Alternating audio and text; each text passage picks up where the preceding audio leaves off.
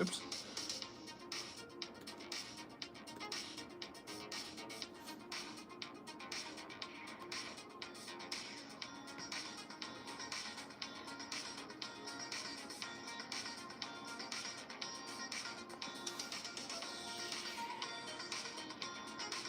Hey, what's up, guys? Welcome to our super late Saturday night stream. It's 2 a.m. in the morning. These streams start later all the time, don't they? All right, but I was actually available at 1 a.m., but I was hanging out with Karis, believe it or not. She's awake this late at night on a weekend, and she's like, we need to hang out. Actually, the funny thing is, she was telling me about how I work too much and how I should spend more time with her, and I was like, I'm going to miss my stream. So I ran off. All right, so the title shall be Hot One Piece cards in stock. We've got the best Nidoking breaks and free Slabbies. Live rip and ship. I want to call myself something else. Live Cardshop. I'm going to hit save on that. We host the best breaks. I really think we do. We do a good job on it. I mean, we've been hosting them for like 4 years or something, maybe longer. I don't remember when we started our very first breaks. They would have been like our prototype breaks back then. But we've been doing it a while. Might be 5 years. For Saturday night. Long time ago, we started hosting breaks using a drum wheel, like for bingo. Long time ago. There we go. Everything cost a lot less back then, so it was very easy. Nowadays, it's so expensive. All right, so I'm going to toss this out. Let's see.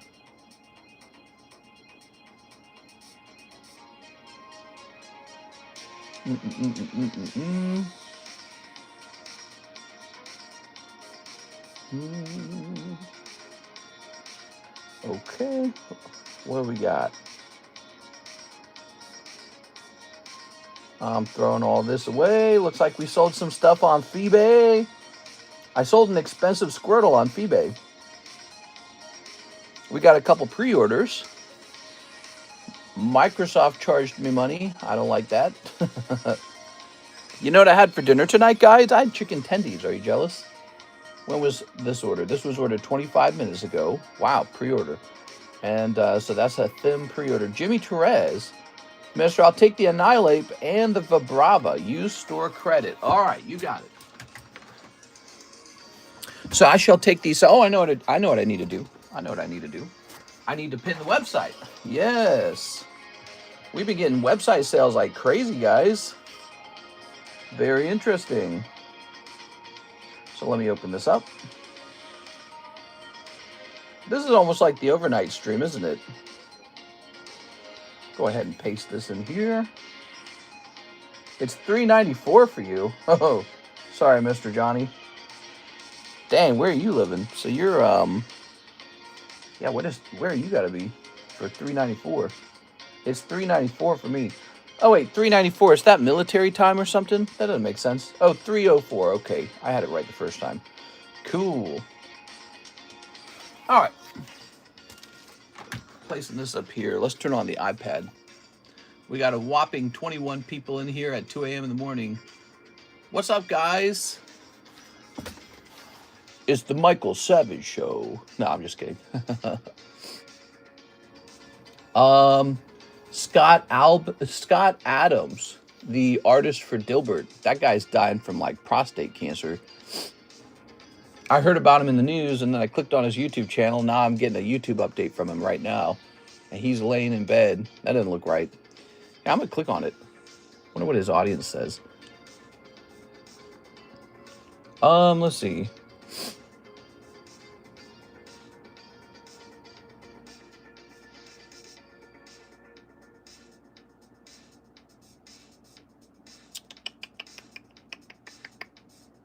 Yeah, I don't know. I think he's going to die from cancer. That's sad. All right. He's not looking good. Let's click on this. We're going to pause this. So, Matt, Johnny, the farm, launch van life. What's this? It's like a Christmas commercial. Here's Mr. Thomas Hogue. Here's Mr. Zanebi.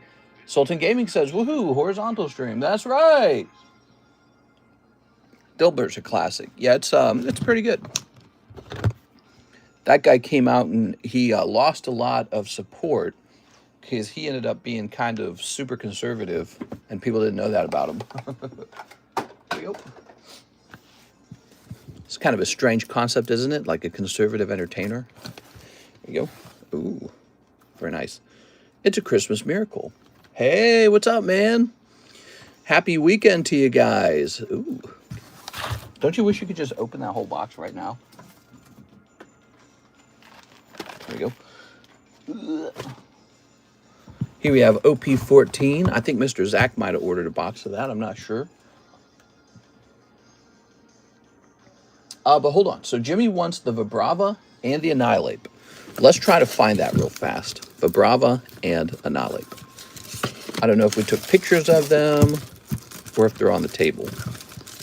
Actually, let's check the Discord server,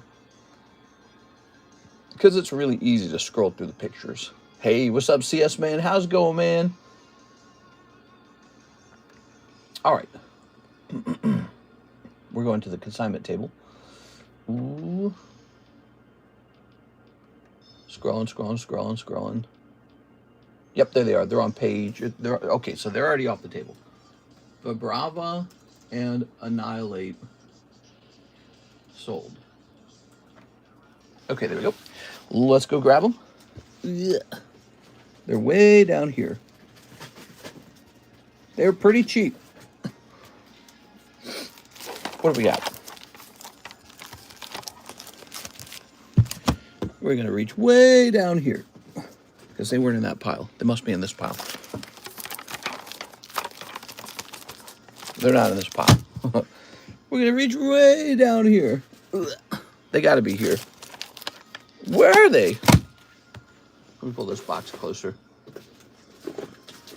Okay, how about here? Aha, found them. Boink. All right, that's 2 more slabby patties sold. I'm trying to send money through ZELLE, but it keeps saying unable to process. Might have to use the website. Is ZELLE down tonight? Is that what you're saying? ZELLE does occasionally go down on a weekend. Probably for maintenance and stuff like that. Okay. The website has something on it called a custom order. And so you can use that just like you would normally buy, you know, from the description, where you just send the exact amount you want to send and you can tell me what you want to buy. It's pretty convenient. There we go. Looking good. Okay, Jimmy wants to use his store credit. Let's just see. Aha. Okay, Jimmy. Sarah Dusenberry with $30. What was that for? Putting this back up here. So this is 40 and 60. It's at $100 total. That leaves you with $32. Okay. So Jimmy Torres, those are yours now. Look at that. Starting out with the $30 sale. And that's Anthony Kalura's previous cards that he was getting rid of. Let's see. Anthony Haymeyer. Anthony Kalura. We are. We've helped people sell an awful lot of cards. So this should be really easy to calculate because this is exactly $73, isn't it? There we go. The Bears won. That's a Christmas miracle. What an ending. The Bears! I don't know who the Bears are. Okay, let's get his name on the back. Jimmy Torres. Jimmy Torres. All right.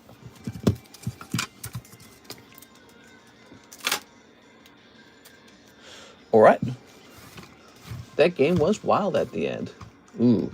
I've watched some football games. They're exciting when the ending is close and some crazy plays are had. Here's Silver Tempest and One Piece OP5. Got some booster packs up here to show off. Nice. We ought to have 5 booster packs on the table all the time. Wouldn't that be interesting? All right, so that is done. Thank you so much. Let's hit refresh on this queue. That looks good. Let's go back over here. Jimmy Torres had ordered that a while ago. Joshua Gutierrez is actually next. He says, ship my bags, Mr. Joshua. All right, Joshua Gutierrez. Ship my bag. So this is a very common way to open the stream. People often order shipping while the, there we go, while the stream is not live. It's a common pre-order. That's Joshua Gutierrez. Joshua Gutierrez, baggie number 2. I'm loving it. We got some more space in here now. I like it. So this expired. What's this? 125. Joshua Tarte. 125. It's almost expired. All right. Haha. Stream just started. We just started. We started about 2 a.m. 11 minutes ago. Like I was saying, I was actually available earlier than 2 a.m., but I was talking with Carrie. She's up. She is awake. She just went to bed. So she likes to stay up late on the weekend. And that is why I'm often late on the weekend. Okay. Repo time, repo time. Yeah, almost. You know, we didn't run any December repos. We're going to be running repos on January. And so we're going to find out who's been naughty and nice in the slab away system. I'm usually pretty forgiving over there, but eventually you got to pay or it's got to come back to me so we can get it sold. When I decide to ship my stuff, does priority cost more than the standard $9? You can manually request priority. It would be $15 if that's what you want.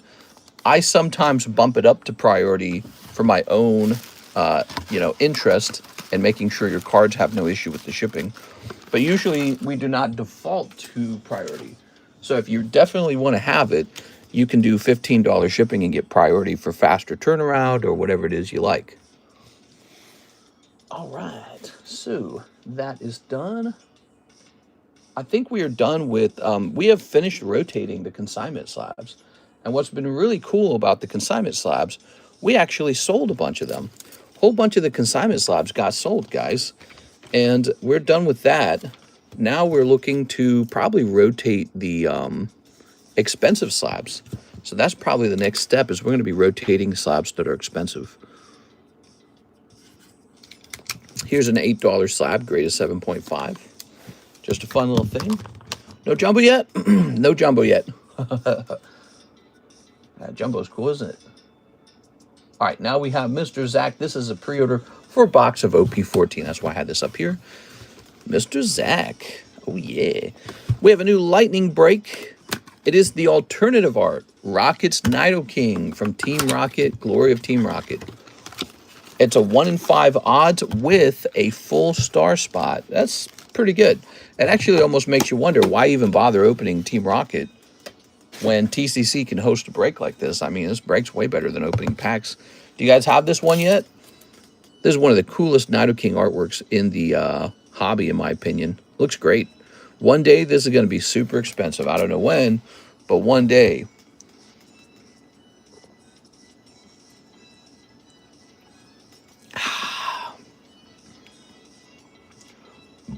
Excuse me.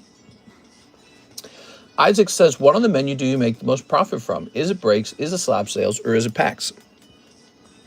Yeah, that's a great question. And sometimes the answer to that is the secret to a successful card shop.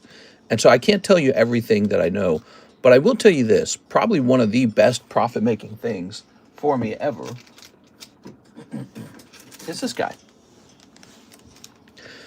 Ooh, it says like $74 on that. I don't know if that's what people are actually paying. Maybe it is. What are people paying for XY? People paying,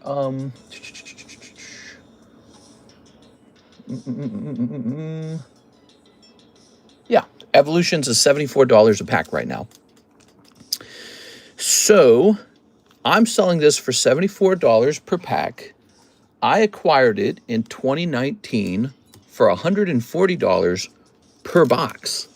That's 36 packs, $140, or, you know, whatever that is, like $3 per pack or something. So once upon a time, I was buying these for about $3 a pack to put into my inventory. And 6 years later, they're selling at $74 a pack. There's nothing like it. Like, people talk about, oh, gold is up 60%. And I look at that and go, whoop-de-doo. Like, that's nothing in the collectibles market. Gold's up 60% finally. Yeah, good for gold. There it is. That's why I don't own a lot of silver and gold. I own a lot of Pokemons. It is. But see, that's an easy question to a complicated question. Easy answer to a complicated question. Your question is, what makes the most profit? You see, everyone can't do this. You can't rewind the clock and go back to 2019 and buy a bunch of XY Evolution. So the question you could ask that would be slightly different is, what today is making me the most profit that I had to acquire today? That is a very tasty piece of information, and I probably would not share it. Here's one piece. All right, Mr. Zach. But you can see what's selling fast. You can see what's doing well.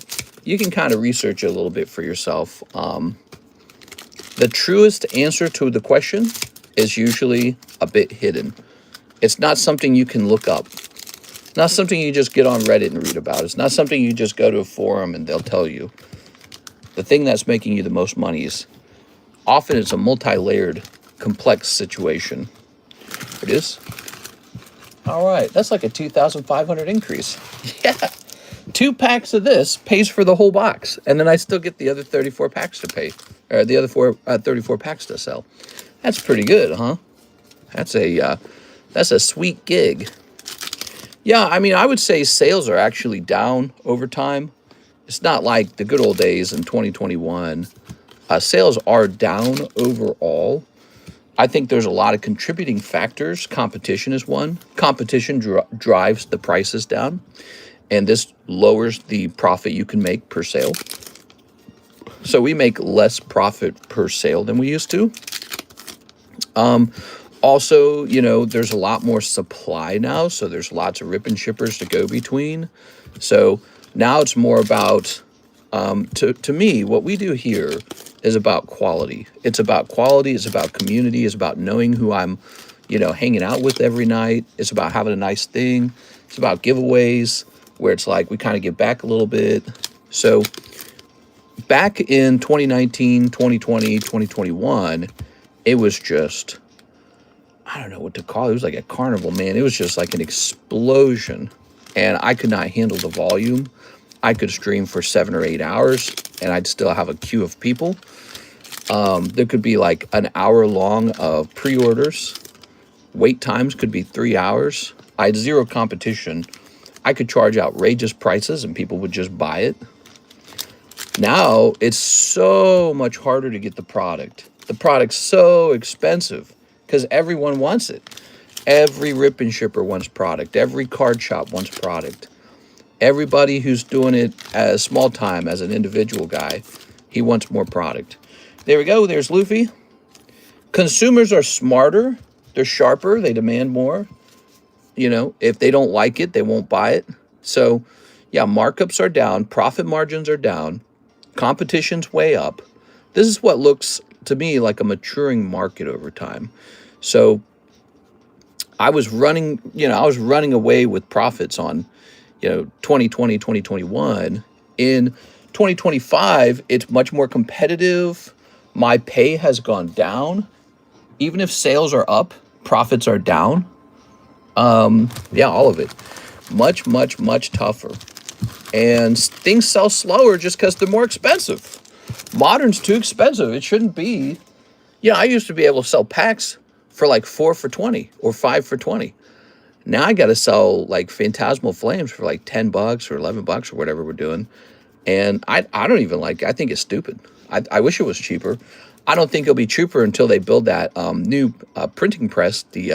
Remember, that's in the news right now, is that Pokemon has purchased a new area to print, and I think that that's going to be fantastic.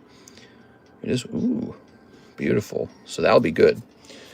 Hey, what's up, Mr. Temlet? How's it going, man? Slow and steady, consistent working is the secret. I'll always be slow and steady, always. I'll always be steady. It's just in my nature. Mr. Zach, I'm definitely not a get-rich-quick guy. I did get very luck with this, with the Pokemon card stuff. I was there at the right time, betting all my money on it. I'm still betting all my money on it. I'm all in on Pokemon. I'm not sitting on like $1 million of cash or anything. I'm all in on Pokemon to this day. Here it is. Okay. I wonder how many years it will take for them to build that facility. Could be a year, could be 2 years. I don't know. But, you know, it makes sense. They see a consistent lack of supply in their product, and they say, well, we better get this up. Okay. Yeah, there's been pretty good sales with Pokemon. There's no doubt about it. Pretty good sales. There we go. How about this Zapdos, man? I'd like to see him be a break. I'll set it down over here. Okay. So we still got some of these consignments up here. Thank you so much, Mr. Zach. You know, it's funny, Zach. My wife was telling me how I work too much and she doesn't like it. And then I saw your order come in. And I was like, well, Zach sent an order. I got to go. That's why I told her. I was like, look, they're dependent on me. I got to get out of here. She gave me the frowny face. It is. Yeah, you know, it's not just building the facility. It's not just furnishing it with the equipment. You have to hire people and train them, too. You have to get all the legal stuff in order. It's a lot. Heavily consider hedging your wealth with gold and silver. I won't be. Nope. It's all going to Pokemon. Pokemon. I'm like a crypto guy who puts all his money in one crypto because that's what gives you the best shot of a high return, is to put all your eggs in one basket. Now, is that a way to protect your wealth? No. That is not a way to preserve your wealth. That's a way to gamble on the market. And I'm still gambling because I strongly believe in what's happening next with Pokemon. Yes. All right. Hey, what's up, Mr. Joe G? Hope you're doing well. I'll take a couple packs of OG Halo soon. Very nice. Now, are you Joe G? There's a YouTuber named Joe G. No, you're different, Joe G. Okay. Cool. Let me jump back over here. How's it going, everybody? Thanks for hitting that like button. Appreciate it. We're at 43 viewers and 16 likes. There we go. We got to build more junk packs. You guys ever buy a $3 junk pack? I'm thinking about making those spicier, by the way, the junk packs. I think we could get away with it. Let's see. Joe G Cards is funny, super old school. He's that British guy, you know? And I don't really care about any of his ideas or advice. I just like listening to him. That's it. He just sounds like a nerdy British guy who collects Pokemon cards. That's it. And it is very nice. Very good. So he ironically gets me to watch him. There we go. Not all your wealth, just a little bit. I have a little bit of silver and I have a little bit of gold. Not too much, not too much. I really think it's all going to be Pokemon for me, guys. I'm a Pokemon card guy. What I might invest my money in is even more security. I've got stuff in my house that's not in a vault, and I'm thinking of buying big security shelves where I can lock them up with a heavy chain. And so I'll have a vault and a bunch of security shelves for other stuff. So even if you broke in and you can't access my main collection, you can't even access the other stuff either. So I got all these normal shelves behind me. I don't want normal shelves anymore. I want guarded shelves. So that might be my next investment. I looked them up though. They're like $1,000 per unit. So security stuff is expensive, but it's probably worth it in the long run. It depends on my strategy. Am I going to keep stuff in my home? Am I going to move it out of my home? I don't know. All right, let's see. You got any Skarmory out? Pokemint, solid silver, Poke cards? Nah, that'll never happen. They don't need to do that. All they need to do is print more cardboard. So there's no reason to print pure solid silver Pokemon cards. So that'll never happen. All right, so we have Mr. Athim. He has an early order. Saturday pre-order, 5 packs of Hololive Elite Spark. Now, Elite Spark, that one's sold out, isn't it? Hold on, let me take a look for you. Elite Spark sold out.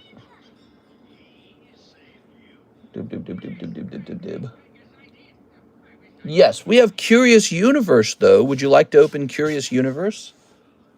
Take those chains off Quip. To make something like the 401k for Pokemon, I wonder if there's some, I'm reading comments, I wonder if there is some way to make something like an Index 500 for Pokemon. Nothing like that'll probably happen. Pokemon cards are just a kid's toy. They're a speculative, collectible. They're worth a lot of money, but I don't think it's ever going to reach the point where it's like a security. $100 silver isn't even a big increase, though. Maybe if you hit 6,600. Someone's house burned down, and everything in it, his nice, big, expensive vault burned. No, you're right. You're right. Well, and that's why I'm thinking about, increasingly, I'm thinking about storing a large part of my collection in the PSA vault. I really am thinking about that. There's upsides and downsides to that. Natural disaster occurs, my cards survive.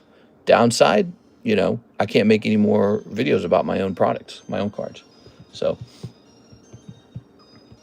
all right, so Mr. Thim, $25. He ordered Elite Spark, but we sold out of that yesterday. If you're still here, Mr. Thim, $25. Well, slabs are for sale now. We got so many slabs for sale. I was going to go through these and start repricing them. So we got like a Frostlass here. This might have gotten cheaper. Let's take a quick look. Frostlass staff. Okay, there's not one for sale. I've got one for sale. The internet doesn't have one for sale. Let me check sold. Okay, good.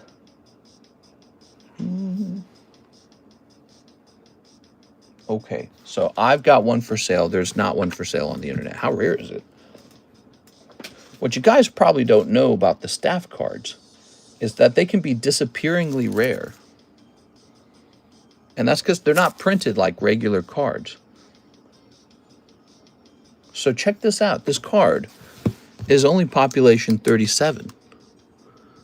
I mean, there's just no doubt. I mean, I don't even think I should sell it. I'll leave it up here, but if I had to put that back into my inventory, there would be no problem with it. Look at the similarities. Do you see the similarities? Population 37, population 13, Crystal Guardians Wigglytuff, staff card Frostlass. There's quite a bit of similarity going on there. What happens if PSA goes bankrupt? I don't think that'll happen, but it's like asking, what if the United States goes bankrupt or something? You know, it's like asking, what if Amazon goes bankrupt? Well, you know, what? I lose money. That's what happens. But do you have like an idea why they would go bankrupt? We are. Let's see. I don't think they're about to go bankrupt tomorrow. Did a Thim speak? So he does not. On a serious note, Merry Christmas to you and Quip. Yes. Yes. What do you mean Merry Christmas? I think you mean Happy Holidays. I saw a guy making fun of, I was scrolling through my shorts, and a guy was making fun of people who get mad when you say Happy Holidays instead of Merry Christmas. And they were kind of talking about it like it was some kind of boomer thing. And I realized increasingly, a lot of young people never experienced the time period where no one said Happy Holidays. Virtually everyone said Merry Christmas. This is Pop 13. Pop 14, apparently.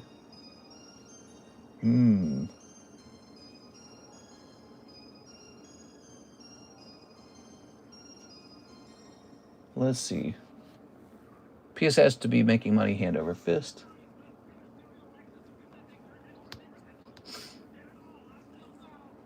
All right.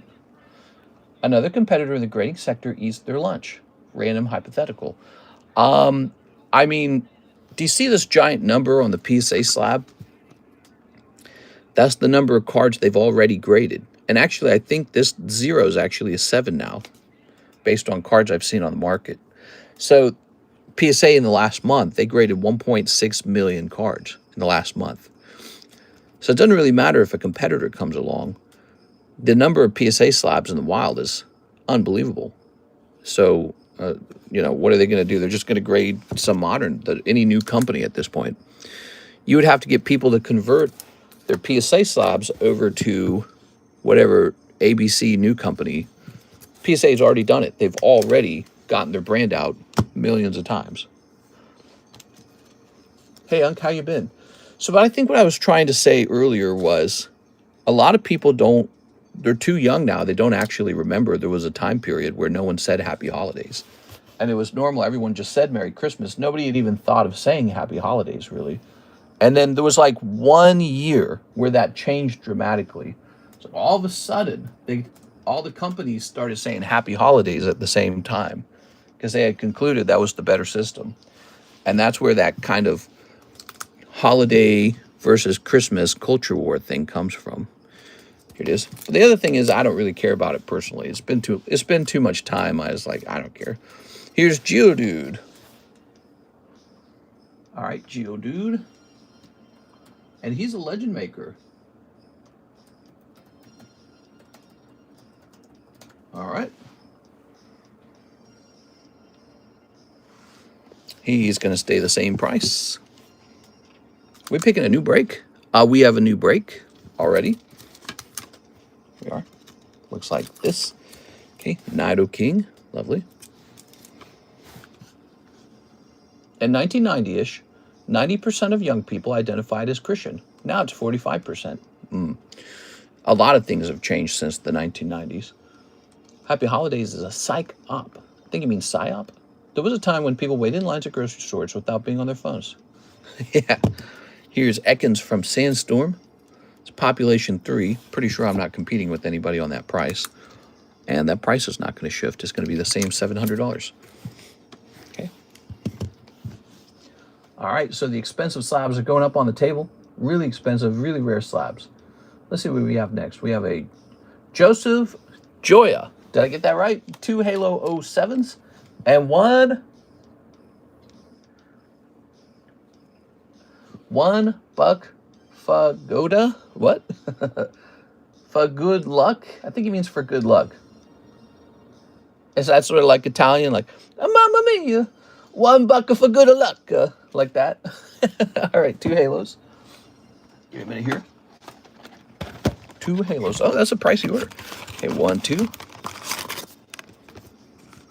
Mister, I'm in Lebanon, Missouri, 40 minutes from the Ozark. You're about 30 minutes from me. You're very close to me. I live only 30 minutes away from Lebanon. What you doing over there? 2 Halos and $1 for good luck. Good luck to me. Yeah. Mr. Thushi, are you, do you live in Missouri? Traveling to LA? You got a long way to go. Yeah, you are a stone throw away from me because I live in Camdenton, which is on the southern edge of Lake of the Ozarks. So I think that's sticky. This one's not. I live right next to Lebanon. It's a brisk 30-minute drive. We go there for like KFC sometimes or whatever we're doing. We live very close to it. It's actually less than a 30-minute drive for me to go to Lebanon. It's about a 25-minute drive. All right, so what do we have here? Here's Scorpion. Here's Crouching Jackal. Lebanon, Missouri's. It's so weird living out in the middle of nowhere, man. It's like, I grew up in St. Louis, okay? So I grew up where there were things to do. There was stuff. There were events. There were festivals. There were buildings. Living out here, it's so, like, quiet. Oof, there's deer everywhere, so a little sticky on this one. Okay, Jackal. Sometimes that happens with Topps cards. You guys want to know why Topps cards sell at a premium on this table sometimes was because we know there's a difference between a sticky pack and a non-sticky pack. LA is off of good luck. Stop for the night. 24 hours left. Here we are. So why are you driving through Missouri to LA? And are you just on vacation in LA or do you live there? What's LA like? Kirsten and I have thought about moving to California. The state taxes kind of hold us back. Actually, I think there is some news on California. They just lost Chevron, didn't they? Didn't Chevron just mention they're moving out of LA now? This one came out okay. The one right in the front. Pop them in a high humidity cigar box. Nah, I'm sure that doesn't work. There is a Nevada, Missouri. That's right. You're correct. We're going to have to take work equipment. Let's see. Chevron News. Let's see.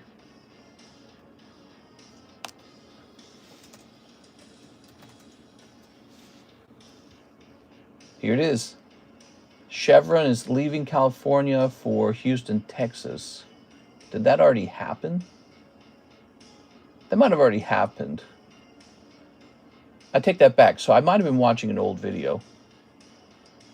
Chevron in snub to California moves its headquarters. That happened last year. All right. So that was an older video, but it was phrased like it was currently happening. I guess that's one of the problems with the internet is you got to check the timetable of everything. All right, pack number 2. This will be the lucky pack. You know what I noticed about pack number 1? No hollow in it. No, no hollow and no, what's the name of it? There's a term for it. Embossed foil. Look at that. Look at that right in the middle. Oh, yeah. There we go. There we go. Man, you got to appreciate that because you saw how sticky the other pack was. So now you got this Covenant Tartarus. Oh, yeah. All right. You might have a 10 if you're lucky. I think it has a shot. There it is. Very nice. So this is what you're trying to do in here, guys. It might have a shot. It looks pretty good on the back, but we'd have to do an actual pre-grade. So here is Master Queef. Here's the Warthog. Here's Final Fate. That's a Butri. A Butri. All right. Congratulations on that. Stemming the Tide. This reminds me of Doom. Okay, there's Arbiter, and here's Truth and Reconciliation. Pokemon got to make more embossed cards. There we go. Very nice. That's what people open the Halo cards for, is for a chance for that. Cool. Let's grab one of these top loaders. All right. It says 10 minus. I'm not going to sleeve it that way because I don't want you to think I graded it. All right. All right. So nice. There we go. So, Joseph, let's go find your bag. Mr. Joseph.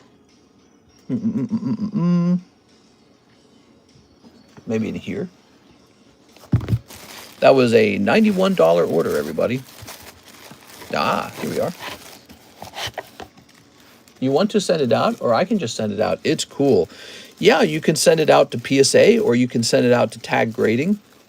If you want to do tag grading, it's $30 per card. If you want to do PSA, it is $40 per card. I believe somebody requested that I take their card in my mail, and they mentioned in the mail that they wanted to swap it. Here it is. Yeah, this guy. So Michael said send to PSA. Okay. All right. That's been updated. That's good. You probably saw the Chevron thing because in September this year, California started a fast-track approval for 2,000 new oil wells annually to keep oil companies from leaving the state. Here we are. All right. Very good. Here's Tentacruel.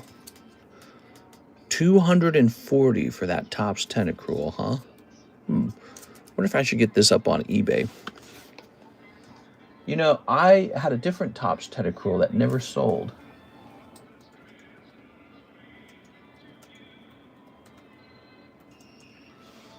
Topps Tentacruel. So there is one online for $290. Our price is lower than theirs. And so this price is not going to end up changing.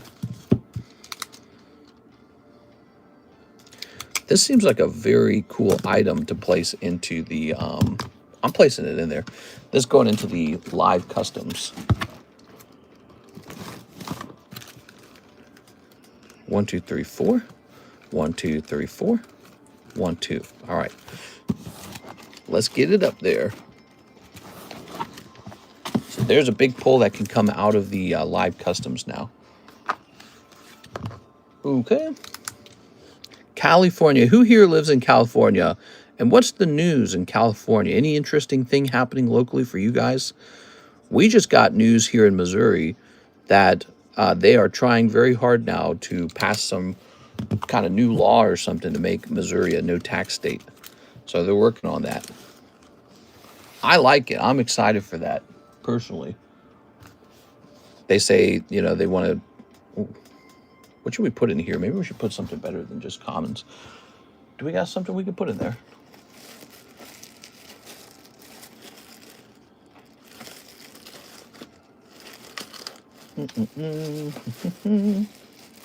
That should go over here or something. I feel like some kind of junk baggie or something. What's in here? I live in Pismo Beach in California. It's awesome. Smack dab in the middle of San Francisco and LA. Nice. Let's get a cute little card in here. Like that. And then let's get rid of some hollows. That'll probably be good enough, right? I got to get more of these cards moving, man. Funny, because Gavin Newsom kind of plays both sides on oil. Right. I guess you kind of have to. That's the nature of politics. That's the very nature of it. Ooh. Gavin needs to be kicked out, says Mr. Thomas. How do Californians generally feel about Gavin? Do they like him a lot? Is he, like, popular in California, or would you say he's unpopular? We are. We are. Here we are. It's crazy that I know his name so well. It shows you, I think he has a chance, you know, at becoming the president. I think he does, because he's got a brand. It is. I can't name the governor of another state very easily. Got a 160 speeding ticket in Illinois. $160 speeding ticket? Hopefully you weren't 160 over the speed limit. That would be nuts. That'd be crazy. These are some nice silver deck poker cards, huh? Cute. All right. Put them back in the bag we found them in. 160 miles per hour is badass. Yeah, 87 on a 70. Damn, bro, they gave you a ticket for that? 87 on a 70. That's so... I mean, it's technically 10 over, but it's like... Man, that sucks. On a highway, huh?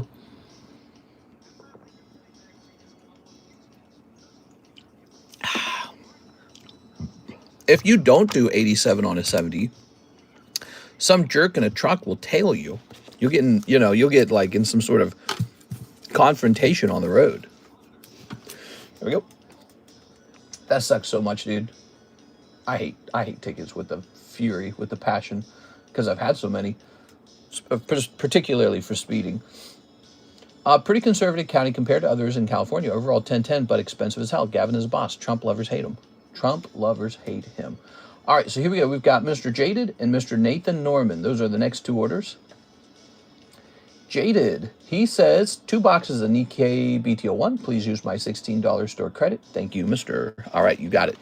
Mr. Jaded. Okay, let's see. Boop. Company said they'll pay it. They were rushing me. Really? There we go. That's lucky. My buddy just got 91 in a 65 after driving here from Memphis, Tennessee, when he was 3 miles away from his house. Oh, that sucks.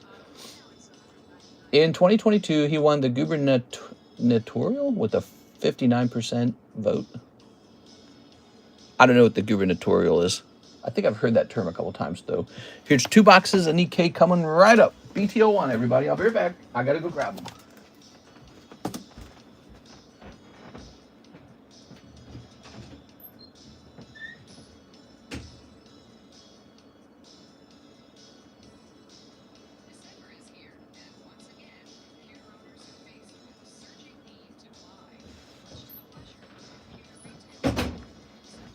All right. Oh, yeah. Zoop. We'll toss this back here. I want, what's this, leaves? I have leaves on my shirt. How did I get leaves on my shirt? Okay, must have been on the cards. Mr. Jaded. Ooh, you guys ready to see some booby cards? Nikkei, it's a booby card set. Okay, I always say this, if men ever stop wanting booby cards, we're in a lot of trouble as a species. In relation to the governor, cool. Tossing this over here. I remember he had a debate with Ron DeSantis when Ron DeSantis was running for, he was running the primary to be the candidate to run for president. And I remember he was supposed to run against Donald Trump, but he decided he's got to do a debate against Gavin Newsom. And I remember Ron DeSantis not actually sounding that smart. He was not crushing it. I was like, that's not good for you. Gavin Newsom was kind of more confident sounding. He was slicing and dicing. I think it was all over for Ron DeSantis, though, when those little booties showed up, the little boots. I don't know if you guys all remember this, but there was this critical moment where Patrick Bet-Davidson offered to give Ron DeSantis a pair of shoes in the middle of a podcast. And but he would have to remove his boots to do that. There we go. And I felt like that was it. He was out. Okay. Yeah, Ron DeSantis had these platform boots that were basically high heels for men. Whoa. What is this card set, man? Whoa. All right, let's get it. We have these two girls hanging out. This says Merry Christmas on it. Look at that. Here's a little Santa Claus right there. A little Santa Claus. Here's the head nurse. So the Jeffrey Epstein files were released yesterday. Has there been any interesting news from the Jeffrey Epstein files? I feel like, A, some of it was redacted, which I guess means they didn't release it all, which has caused a lot of outrage.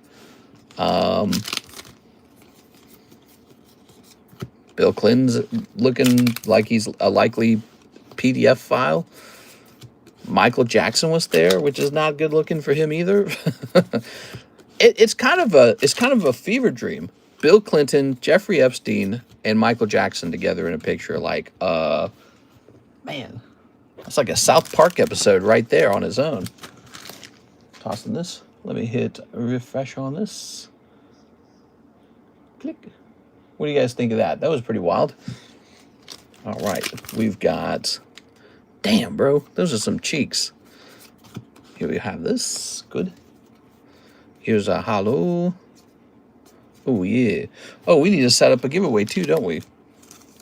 There we go. We didn't set up our giveaway.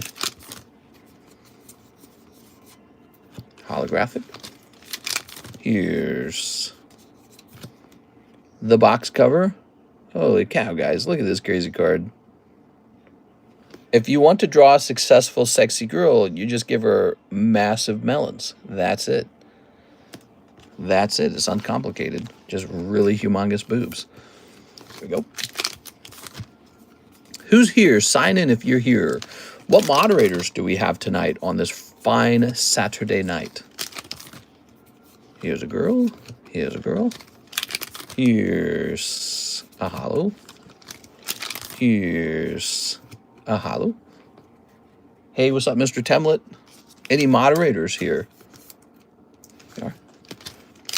I've been tempted to pick an additional moderator. Who do you guys think would make a good moderator?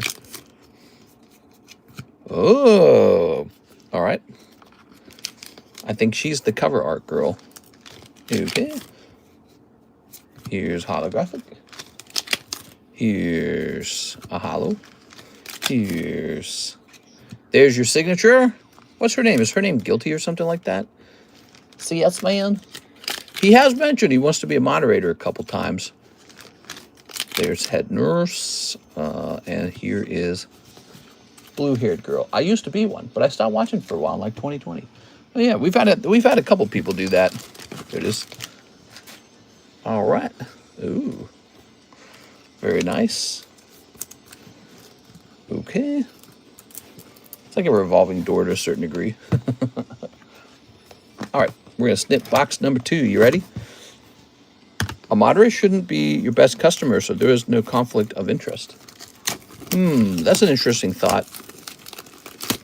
Toss this over here. Why would that be a conflict of interest, though, I wonder? There we go. Let's open this. Oop. Meet the Ghost of Anthony. Very cool dude. All right, this is box number 2, BT01. We've been selling Nikkei cards for a while. They're pretty popular. We have a fresh case of Weiss Nikkei on the way. Snip this.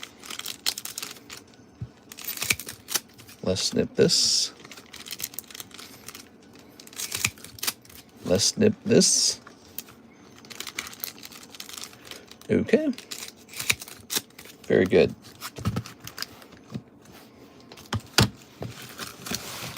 Toss that. Good luck. Okay, we've got Sword Woman. Ooh, with her cheeks. Here's Merry Christmas. What's her name? Like Red Jane or something like that? I can't remember. Red Riding Hood? Red Hood? Because they could say, I am a moderator, get me on that giveaway, etc. Well, I do that all the time. I'll put a moderator on just because they're a moderator. That's not a conflict of interest. That's just one of the benefits of being a moderator. This. Whoa! All right. Here's this girl with the normal-sized boobs. Average, really. Okay. Who's here? Say hi if you're here. Anis. Is it Anis? Whoa! Okay. Miss Alexandra. How are you, Miss Alexandra? We are. You've been hanging out with us a lot. Tell us your favorite color. What's Miss Alexandra's favorite color? Ooh. Slaving this. Hello, laddie. We did it, lads. Here's a hollow. Here's a hollow. Here's a hollow. Here's this girl here. Ooh. We did it, lads. The fort is ours. Here's a hollow. Here's Tube Girl. Here's Giant Poofy Coat Girl. Gone Swimming Girl.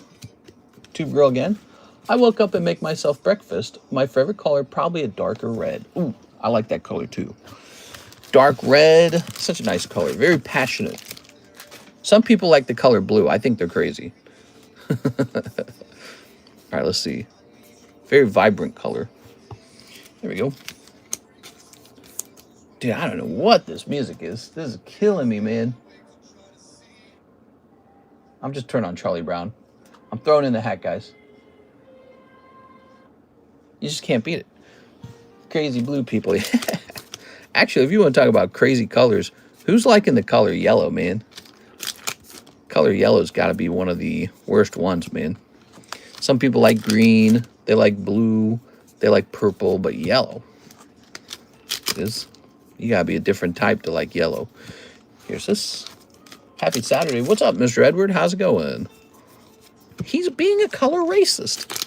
Here it is. I also like the colors black and white a lot. I like the contrast. There we go. Very good. Okay. Very good.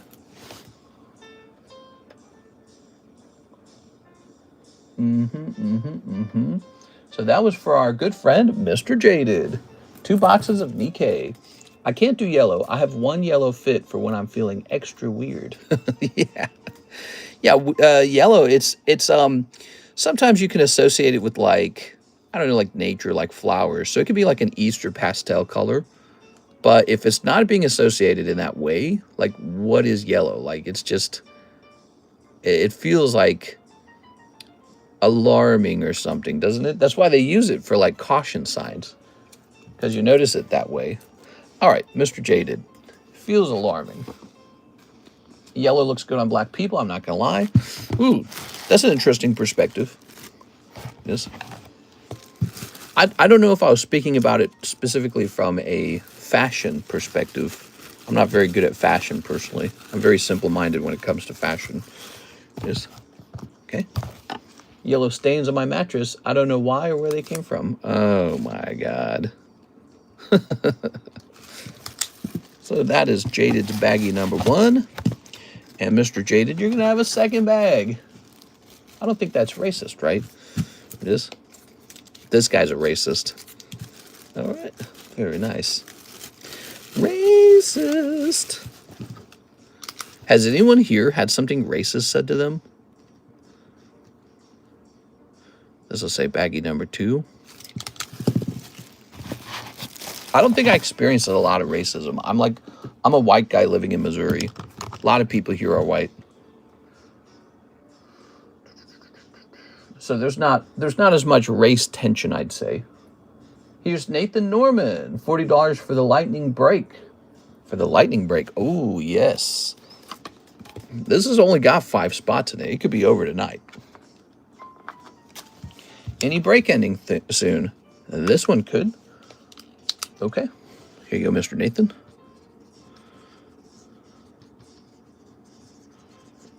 Okay.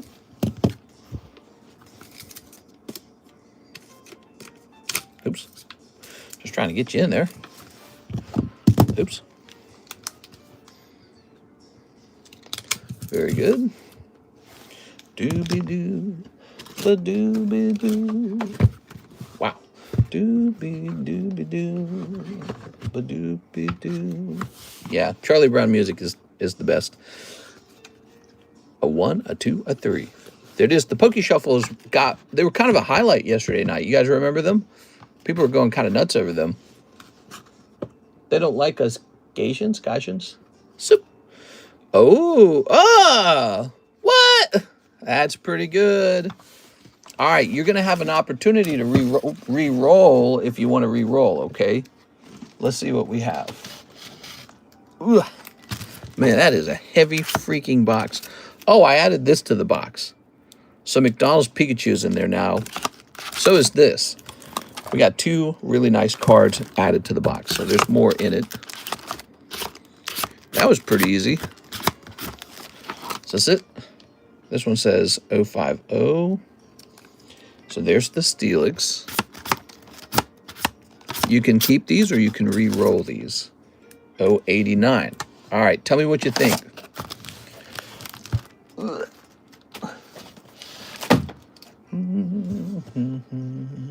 You gonna stream on Christmas or not? I'm gonna try and stream on Christmas. Dude,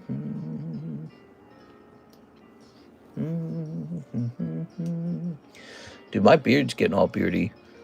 I don't have like the best beard, but it's like, it is a bit of a beard. I think I should shave it. Maybe I should shave it. 210's nice. There's a lot of nice cards in there. That's for Mr. Nathan. Is he watching? I don't know if Nathan's watching.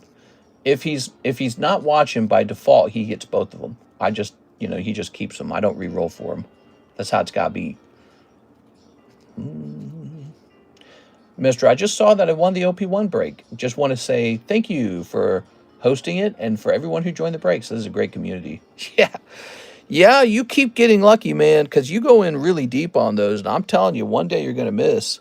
See, your odds are high that you actually pull it. You bought close to half of it, and so it's kind of like a coin toss, and I'm telling you, when it lands on tails, you're going to lose so much money. But so far, you've evaded having bad luck. Yeah, I don't know. Lucky. All right, I don't think Nathan's here. I'm going to flip this over.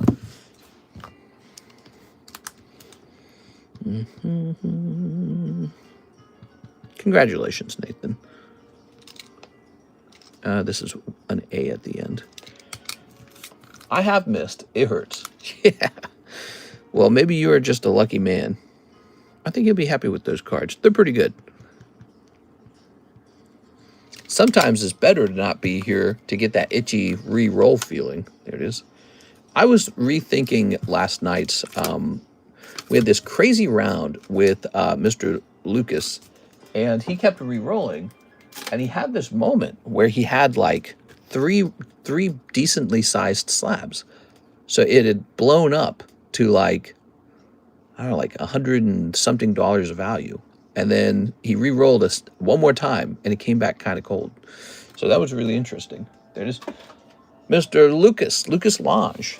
And so sometimes you should re-roll, and sometimes you should hold. But how can you tell? It's all just luck. And I think there's a certain temptation. So I think it's funny, if you walk away from the stream and you don't have a chance to do it, you don't have a chance to make a choice on it, you might be saving yourself. It is, here's Zapdos Tops. No risk, no fun, mister. That's true. That's true. If you weren't here to take a risk on packs, you wouldn't be here in the first place. All right, PSA 10, Tops, Spectra, Zapdos. None for sale. Let me check sold.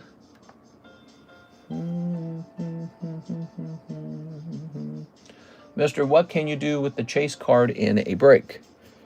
What can you do with the chase card in a break?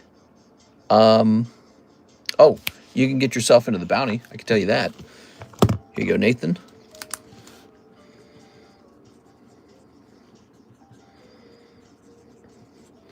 But what can you do with it? You can re-roll it.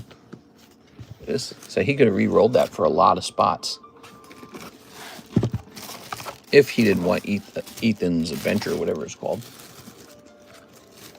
I want the Burger Chew. Do you have double Zapdos? Why are you selling? Do I have double Zapdos? Here it is. Spectra Zapdos. I have one of the best Tops cards there is. The Sparkle Charizard. And so I have a system where I buy new ones and sell some, and buy some and sell some, and it just kind of goes back and forth. I do have two of the Top Spectra Jolteons. I know I have one of those for sale, but I have this Spectra Zapdos for sale, and I got to have something nice for sale all the time as well. That's just kind of how it works. And so this guy's available, but he's actually going to go over here because he is likely going to be sent off to the vault. Ooh, yellow deck red, huh? Ooh, that's really good. All right, I feel like that one's actually been priced up recently too. So that was for Mr. Nathan Norman. Thank you so much, Mr. Nathan.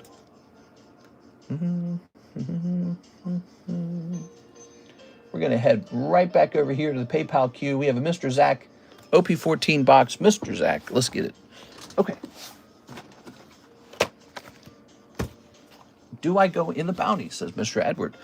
I think you did go in the bounty, didn't you? Didn't he get a spot? Did Tammy tell me to give him a spot? I actually don't remember. Edward Cornelio. Ugh. Try to pull that. Problem is, I don't know if I would have put you in the front or not. Oh, maybe I'm thinking of Edward Shelton. Oh, lots of people in here. Let's just give him a spot to be sure. Yeah, let's be sure. Here you go. I think pulling the OP13 box warrants a spot. Yeah.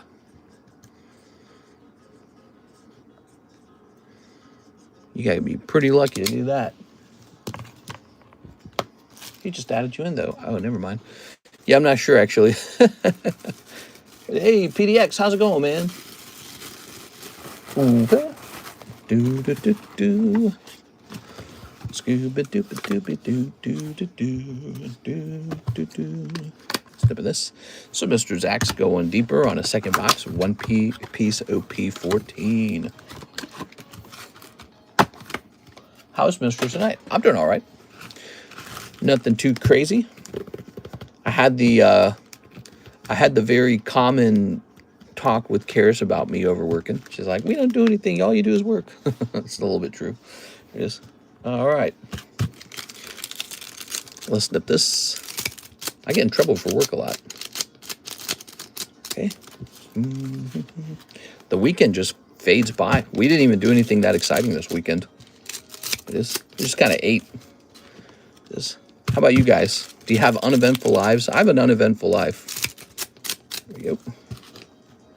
And we'll snip this. I think she's feeling older. She's feeling this sort of like pressure as you get older to go out and do something like, oh, we went to Tokyo, Japan or something. There it is. I told her my investments are not performing as they should. That's a line from Scrooge. There we go. So, what we got? All I do is work. Salary working 10, 15 hours, free a week. Nice. Here's a holo. I told her I got to keep the grind up, man. Here's a holo. Yeah, I'd take a vacation and make Tammy run the stream for a week. No bounty spots would be missed. It is. I think Tammy would be, if she ever came over here and did that, she would be surprised at how much stuff there truly is to do when you're running a stream. There's a ridiculous amount. Doesn't seem like it. Maybe I make it look easy. It is. I think that's why some streams have like an assistant, or some streams are simply a lot further dumbed down than this one. This one has so much variety to it. There's so many little games and rules and break this, little break that, and everything's stored, you know, just around the table. It's so tightly packed. It's unbelievable. I want to kind of show you. It is. Maybe I'll show you real fast. Give me a second. So look at this.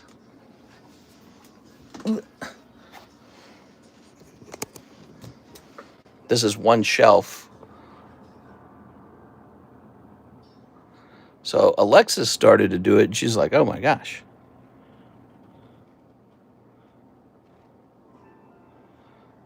And it goes over there. And there's just a lot. There's a lot to take in. The location of everything has to be identified. It all has two locations, really, if you think about it. There's the main location in the room, and then there's the restock location outside of the room. But that's just one shelf to my left. There's a shelf behind me, and there's a shelf to my right, and they all look just like that. It is. And then there's the actual table. Realize some of you guys never actually see the table. Might have been a while since you guys last seen it. Look at that. A lot of stuff going on over there. There it is. If you want a stream assistant in October, I'd do it. You know, I feel like you would make this. There's nowhere for you to sit, first of all. And second, it would take a while to train you to the point where you're actually useful. There it is. But you know, Alexis did this stream a couple times. Remember that? Who remembers that? Because the idea was maybe that Alexis would do a daytime stream, I'd do a nighttime stream. And I think she learned that it's really overwhelming. And she was rarely able to run a stream without sort of having me identify the location of something. Mr. One-Man Show. Yeah, I'm like the guy with the kazoo and the harmonica and the microphone and then the drums on my back, and it's all tied up to like my guitar and my feet. Yeah, I'm that right now. Exactly. So it's a complicated little mess. And part of that is because of how much stuff, individual things we've got going on.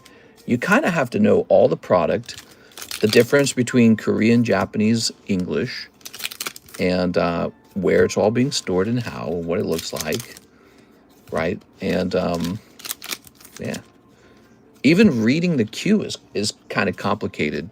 For the queue, we have ZELLE, CASHAPP, VENMO, we have WISE orders, we have website orders, and then we have PayPal orders. They're not allowed to be done out of order. They're not supposed to be done out of order, but especially for certain products, they're not allowed to be done out of order. You got to make sure people get what they get. There we go, Mr. Zach. All right, Zach, no manga in there, sadly. Ooh. Draw a layout for her. Mr.'s like Trump, our king. What are you talking about? We've got the best Pokemon cards. Here's Mr. Zach. Let's grab your bag. He's not a... I'm more like a guy... I'm like a guy at the casino who runs the casino table. That's what I am. Except I work for myself, and we just open Pokemon cards. Okay. I'm like a blackjack dealer. If blackjack had 5,000 rules to it. You give away India ship? Yes. India. New OP box break? Question mark. We could. It's not out of possibility. We don't have any One Piece breaks running currently, so it seems kind of like that's a mistake. We could do a box break or something, maybe like an EB1 box. How about that? Would that be interesting? Next up, we have Mr. Thujipan. He says he'll try an OP14. Oh my god, here comes the snipe. Good luck. Ooh, Houndoom. Here's, what's this? Here's Aegislash. And it does not have a sticker on it, so let's mark this down. That's a Jimmy card. That's going to go from 20 to 18. Okay, there it is.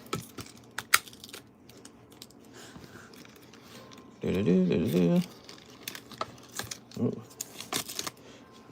Stinky time is here. Stinkies everywhere. Here is a Alakazam. We're going to lower this one a little bit. You take our money, and if you don't like what we do, or if we get out of line, you take charge. You are. Very nice. What are you talking about?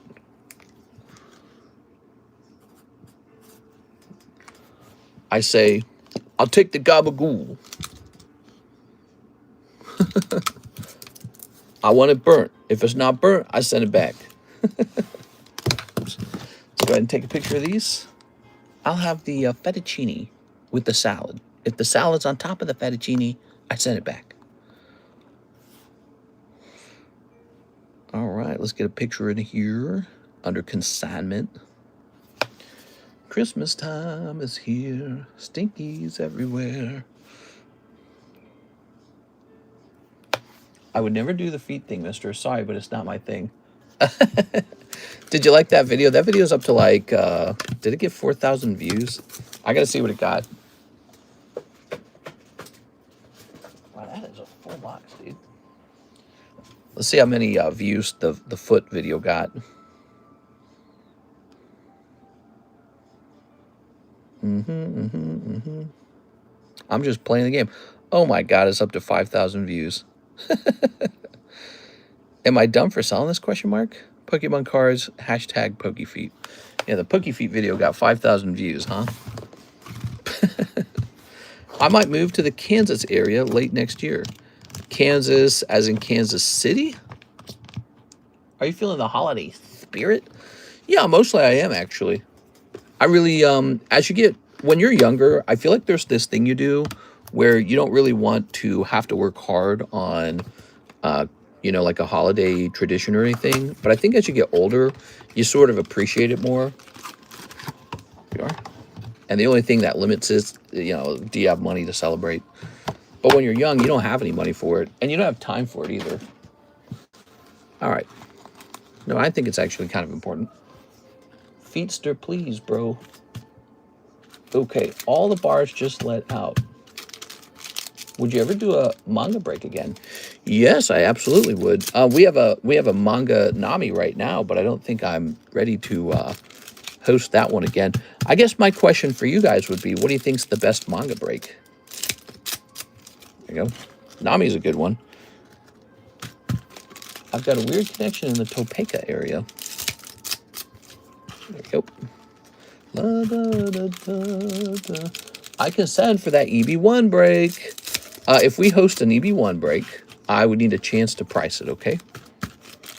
Maybe we'll have a star spot in it. Who knows? Do, do, do, do, do, do, do. Ace manga. Now I'm running Blackbeard manga. All right, Mr. Thujipan. Here's a holo. Here's a holo. Everyone wants a manga until they see that manga price. And then they go, I'm not getting in that break. 30 spot break. Here's a holo. What's been nice about the Nami break is that it's been under 30. I mean, when those good mangas start cutting upwards of 30 spots to get in, whew, they get really tough, man.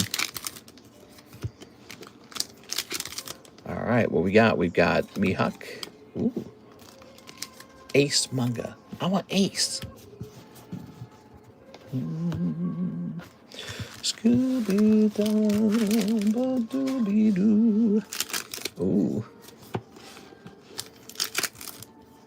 Ah, very nice. When they created the Charlie Brown Christmas special, they used real child actors, and the child actors didn't know how to pronounce the words correctly. There it is. And they didn't help the kids improve it either. That was part of how they managed to capture such an authentic sound. There it is. All right, here's a hollow. Oh, here's a hollow. Originally, when Charles Schulz, he's the creator of Charlie Brown, when he was told that they wanted to do jazz music, he was really fiercely against this. He thought that the Charlie Brown series was not a jazz music kind of thing, which was, in their time period, jazz music was kind of the cool hit thing. But then they ended up getting this Vince Guaraldi guy, and Vince Guaraldi had a style that wasn't like the typical jazz style at the time. And when Charles Schulz heard the music, he's like, oh, this is exactly right. He's like, this is it. This is the sound of Charlie Brown. And that's how that ended up being chosen. Vince Guaraldi ends up dying really young. Have I outlived him? Let me see. When did Vince Guaraldi die? What age did Vince Guaraldi die? He died at 47. Whew. He didn't even make it to 50. Died of heart attack. Okay.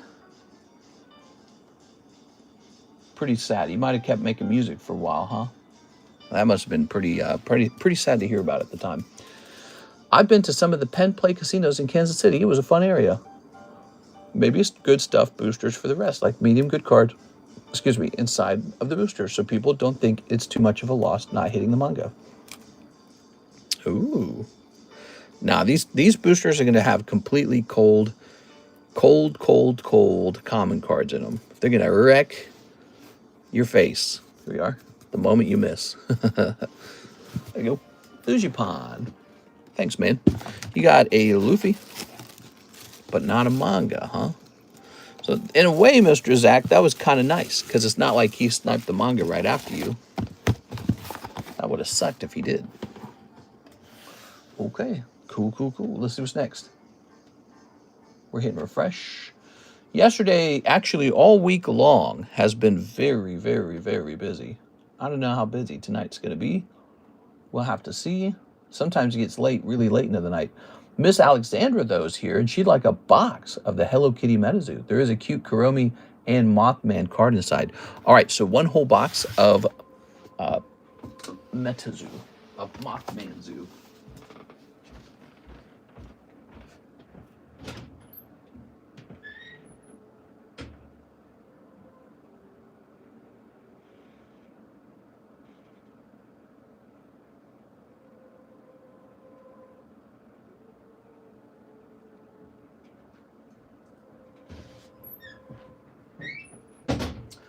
The cat hangs out by my door. I bet she's lonely. Ta-da! Let me skip this song so you don't have to hear it. Skip. All right. So, let's rotate this stuff. Here we have Bayleaf. The Doggy Girls. Bark. Wasteland, and Nidoking. Ooh. Crypto Carnival, let's go. Okay.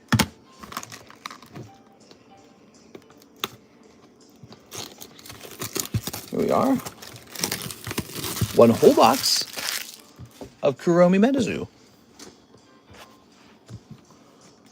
People are always just buying stuff, hope boxes, huh? Bark, says Cody Hodges. There it is.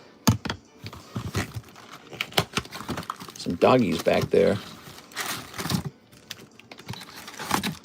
There we go.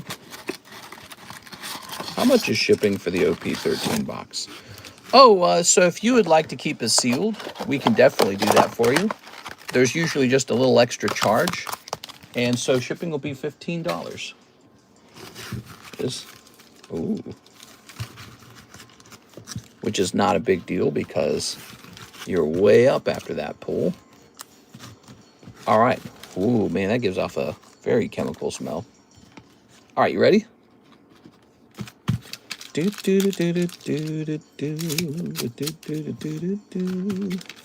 one set that made them go out of business. Yeah, basically, it makes you wonder what happened. Maybe they printed too much. Maybe they had to pay too much for the license. Something. I mean, it is Hello Kitty. There we go.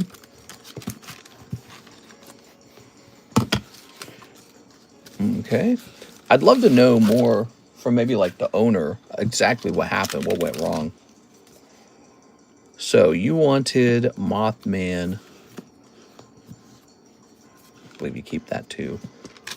Some say they invested wrong, just bought themselves expensive cards and houses. Oh, meaning they took their cash and they overspent it on unnecessary things. Yeah, you got to manage your money. Can't overspend. It's probably easier to make a mistake like that when you're dealing in such high volume, you know, because one mistake can cause you to go negative in really heavy numbers. Okay, Chibi Familiar. This is a good one. That's Kuromi and My Melody. Very cute. Okay. They invested wrong, just bought themselves expensive cards and houses. Wonder what the truth is. We got these two. Start moving this off to the side. Tossing that. Here's Chibi Wahila, and here's a Kuromi Melody non-hollow. Ooh, rat. It's Chibi Wahila.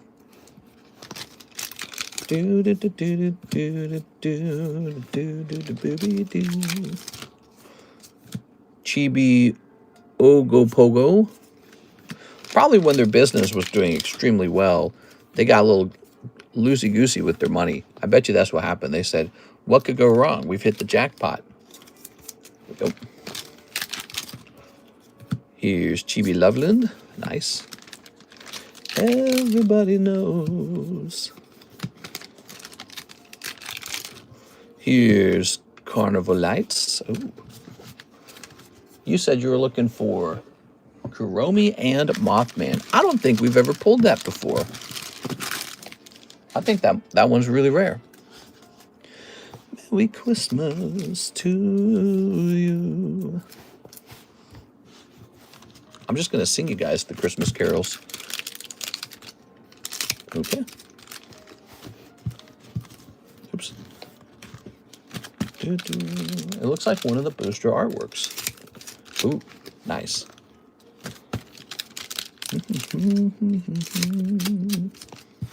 I remember there was this point with this set where the price of the booster box was lower than the price that the card shops paid to acquire it. So there was this problem. Let's say a card shop is told by MetaZoo, all right, this will cost $70 per box, right? And they have to now retail it at like $100 per box, correct? But then the product's not moving. And so people who already had a bunch of the boxes, like maybe other card shops, warehouses, whatever, they start selling it at a loss. They start selling it at like $50 per box. Oops. Once you start selling it at a loss, now everyone has to sell it at a loss. And so the demand simply wasn't there. There it goes.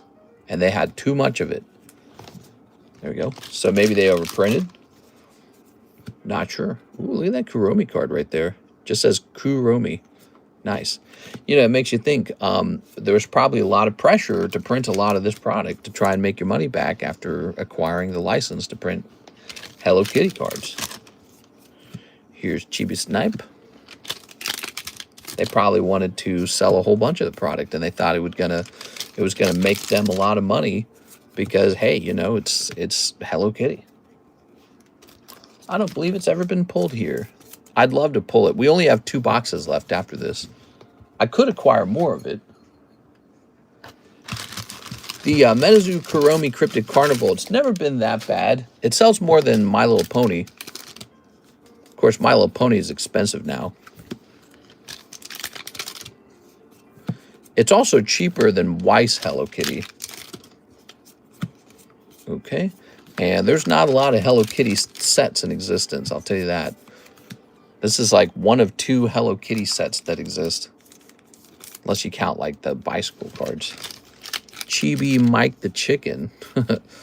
Okay. Kuromi. Chibi Beaver Shark. All right. My Melody and Chibi... I can't even say the name of that thing. Chibi Adam Ackler. Not Adam Ackler. Like the video. Press the thumbs up. Hit that like button, guys. We're in horizontal mode for Saturday night. Show horizontal mode some love if you want us to do it again. This. All right. I'm going to buy all of it. It says Carter Gortson. No! Carter, you can't. Okay, let's start snipping this. Snipping up pile number 2. Pile number 3. Just a little bit left. Still a chance to pull that desirable Mothman Kuromi card. But Carter. Snipping this. And snipping this. I kind of like vertical mode for nighttime stream, says Mr. Jaded. We're in horizontal because there was no daytime stream. So the nighttime guys get a chance to taste what horizontal mode tastes like. You get the feel of it. There you are. Okay. All right. Here's Kuromi. He's saying he likes vertical better. All right. That's what it's got to be, guys. I'm turning the stream off. We're starting back up in vertical. This. Okay. Chibi Command. Okay. Here's a Chibi Mothman. Oh, man, this one's so good. I'd grade this one. Look at that. That looks great. Boop. Chibi Snipe. These 2 guys. Chibi Halloween Parade. Bruh. All right, very good. It's Miss Cactuar Queen. How are you tonight, Miss Cactuar Queen? My eyes are a bit itchy, isn't it? Let's see. Whew. Boy, so I am the king of getting 3 hours of sleep at night. I think my sleep schedule's been ruined. What do you guys think? I'm good. How's everybody? Such cute cards, to be honest. They're pretty cute. There we go. And here we are. And here they are. Ooh. Look how cute they are. Ooh. These are gradable. You can send these off to grade. I know PSA grades them. I don't know if... I imagine that Tag would grade them because they're in English. So I can't imagine they would turn them away. Should be an easy way to look it up, actually. All we got to do is search Tag MetaZoo. Tag MetaZoo. Yeah, they grade them. In fact, there's, you know that little Kuromi you just pulled? Here it is right here. Some guy's asking $100 for it. See that? He got a 10 on it, and he wants $100. Cheap and affordable, $100. There you have it. So Tag is an option, but also PSA is too. But PSA, man, they're taking so long these days. I am predicting extremely long turnaround times for PSA, by the way, guys. So be aware of that. All right, so now we got to deal with the next issue. The box is very, very, very full. What do we do about it? Tricks to deal with this issue. I think, boy, what's that CICZ box do up there? There's a C box over there. What's actually in that? I want to see what's in this. Cole Kokoschke almost expired. This says Chongjiang. This is mega expired. What the hell? That's expired as F. Cyber Shop, that's expired as F. And Connor Cartman, that's expired. Cole Kokoschke is almost expired. I can put this over here, in fact. All right, so Miss Alexandra, we're going to turn this box around. What's up with these expired bags, man? Who's just abandoning their bags? We're going to put you into this red box, since you like the color red. All right, baggie number 1, baggie number 2, and that's good. I'm going to kind of scoot these forward a little bit, put them back up here, and then your box is going to go right above it, like that. So you're right above the ALs in your own little box here. I'll take all the abandonment cards. I know, everyone always says that. You should sell the bags. All right. You guys want to see these abandoned bags? I'm curious. Usually abandoned bags are really,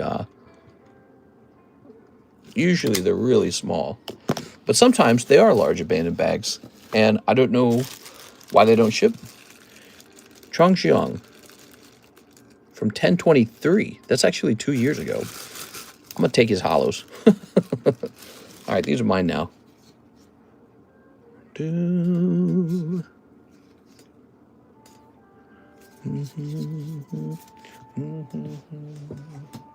Let's see the last time he ordered.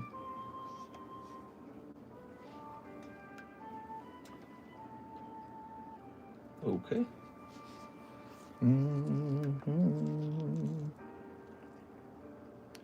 All right, he last ordered on 12/24. That's this month.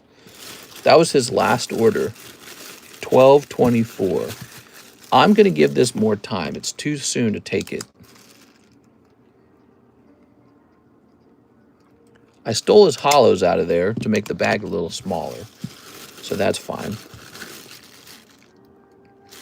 Okay. Where do I store this for now? Looks like it's going to fit in the CH. Oh, this would go into a different box. Hold on. That's a CH bag. It would go into here for now. That's really full. That's not a good place for it. There's an up top CH box. Let's put that there. Okay. So he's going up here with Christine Andrews.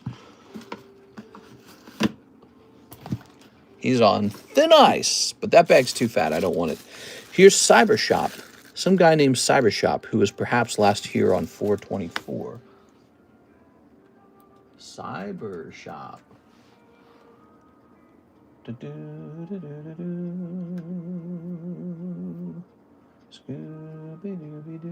So he was last here.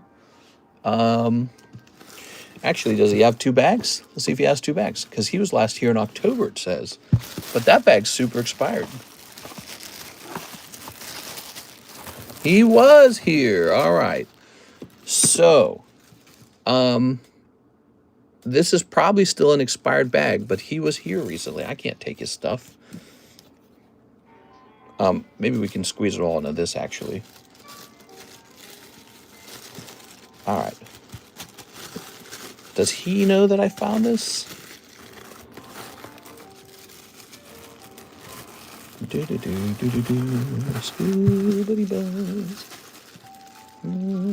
Is it possible to purchase shipping and post date a year from now in case we forget? That's an interesting question. The problem is I would hate to ship it out and it ships to the wrong location. This is Connor Catman. This one I'm pretty sure is truly abandoned. I haven't heard from that guy in a long time. All right, Catman.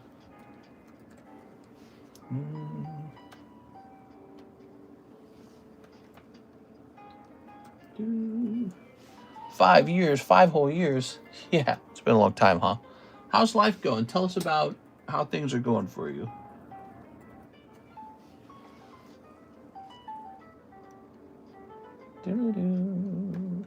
Yes, Connor Catman has been gone since 3/24. That was his last order. What does he have in here? Oh my god, a manga? Nope, definitely not.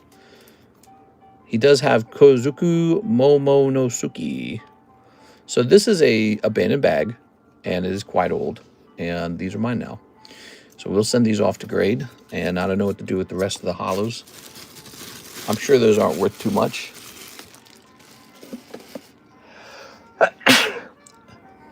If the last date on the bag was 3/24 and he was last here in 3/24, that means he has been gone for nearly 2 years. That's long enough. Did Christmas early with my family since I'm going to my husband's family for Christmas this year. We are.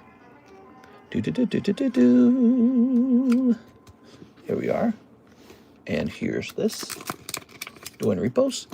No, I was just, I was opening a box up to find a new space for Miss Alexandra.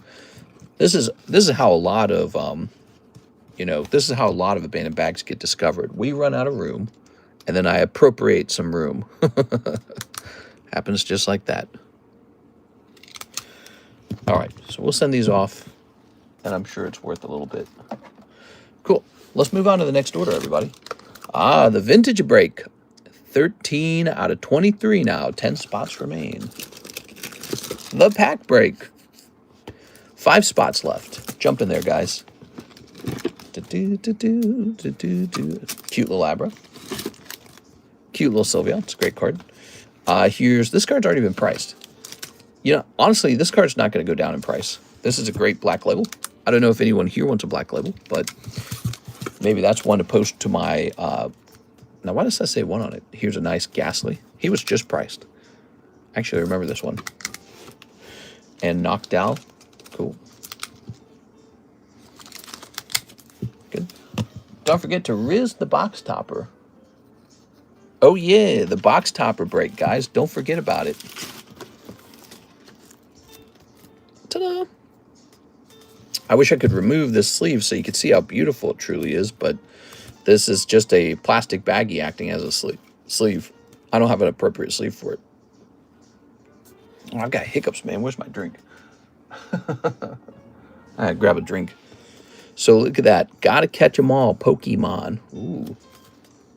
Lovely. Only 7 spots. It's so close. Oh, terrible hiccups there. All right. Let's get back to it.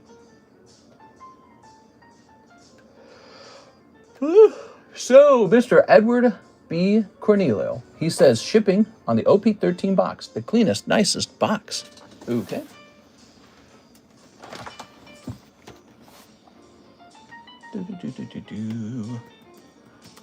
Cornelio. And he's interested in perhaps starting another box break, huh? Hi, sorry, mister. I responded in Discord. Okay. We're just waiting for this postage. Let's just see what you said. Mr. Brandon said, hey, TCC, I love my slabs and would like to buy more.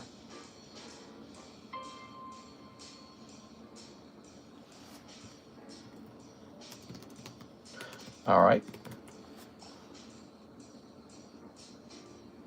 There we go.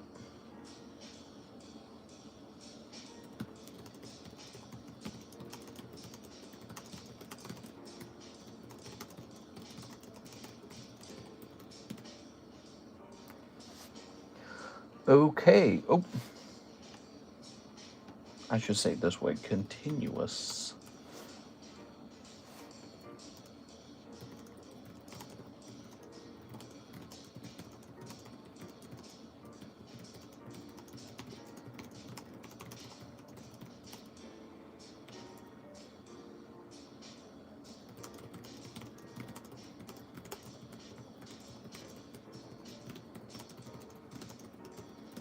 There it is. All right, there it is.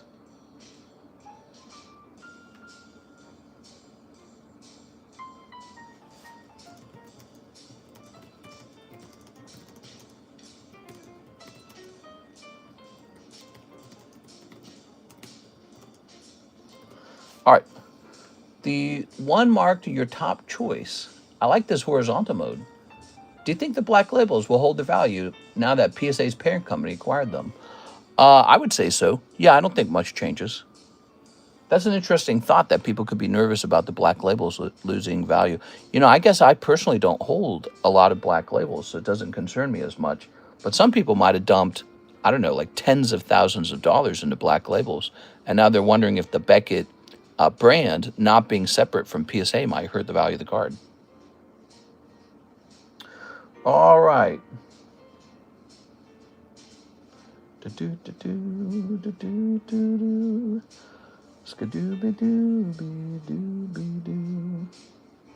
Okay, so Edward is done. No, he needs to have me hit this print button. Print. All right. You got it, man. Yo, pristine Sylveon.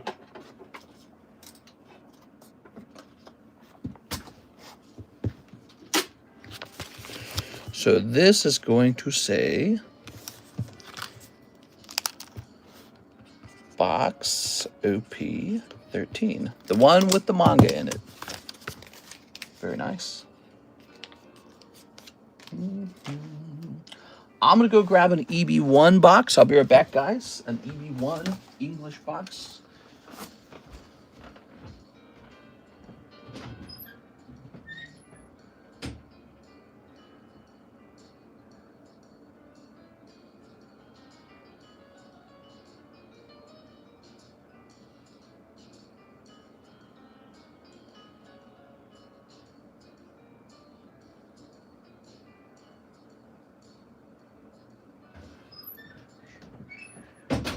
All right, so here is an EB1 box.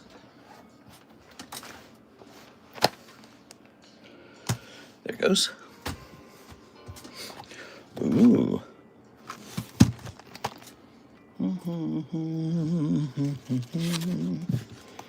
And I think we can throw this away. Get another sheet going.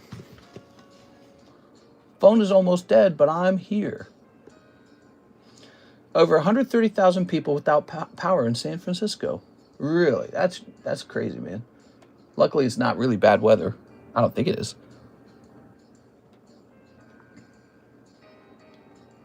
All right, let's see. EB1 is 35, huh? So that would make this set pretty expensive, actually. Divided by 40. 21 spot break. Ooh. So EB1's much larger than OP13.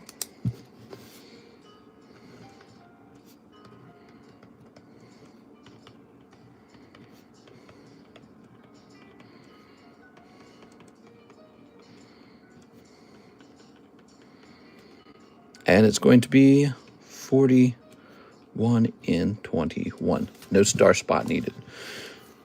So there it is. Did you do the slab away you put me in?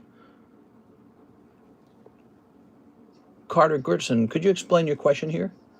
Find a charger, Phil. I hope you're doing well. It's such a cute box. Yes, and you can keep it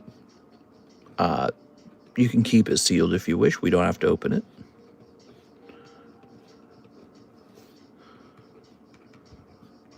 Could be like an investment style box where you just keep it in your closet. There it goes. It's gone up for me. There he is. That's EB1. And this came out like 2 years ago, didn't it? Almost 2 years ago. Yeah, this one's a fresher box. Does it say on the back?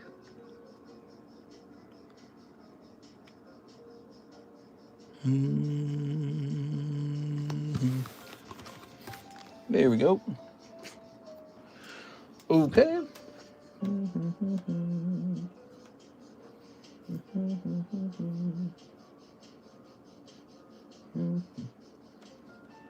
Oh, give me a second here.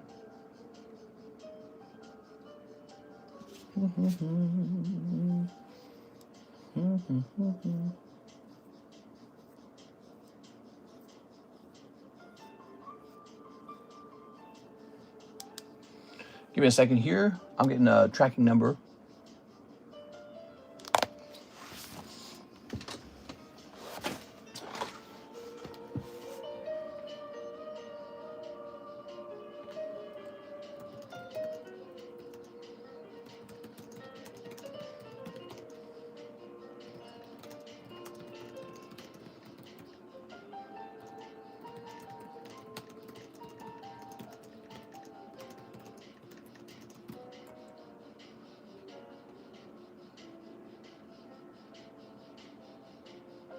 All right, give me a second, guys.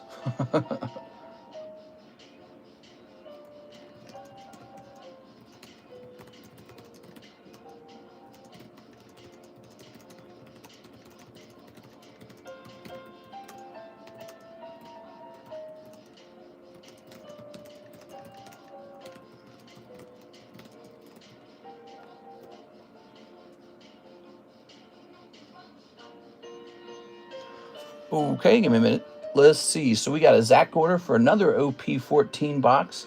We have Mr. Edward would like to jump into the new EB1 box. And we have Mr. Emmanuel Valencia, 1 Yu-Gi-Oh! Rarity Collection. Need a new bag. Okay. And let's see. That'll be the next order here. Then we have a Miss Alexandra. She's taking the last 2 Hello Kitties? You got it.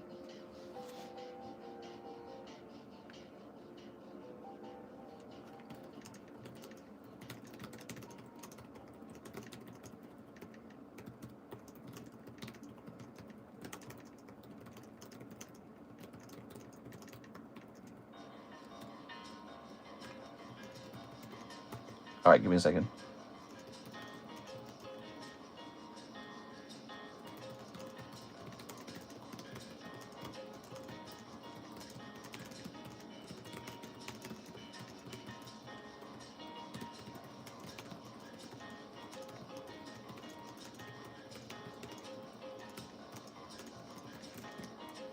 All right, let me go get that box of OP14.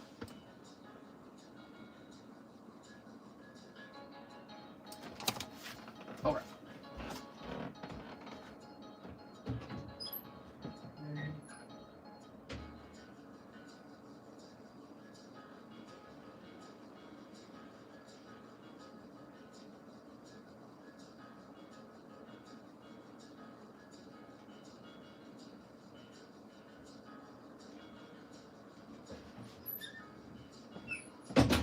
Here we are.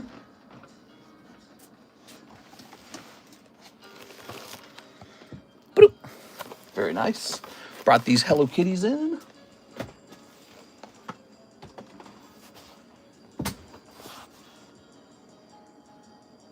Okay, so Mr. Zach. We're going to go ahead and snip this. I'm in the queue too. This is Mr. Carter. For some reason, I'm still on the Slab Away channel with Firo. Firo's with me now. Oh, let me remove that. That was your second Firo.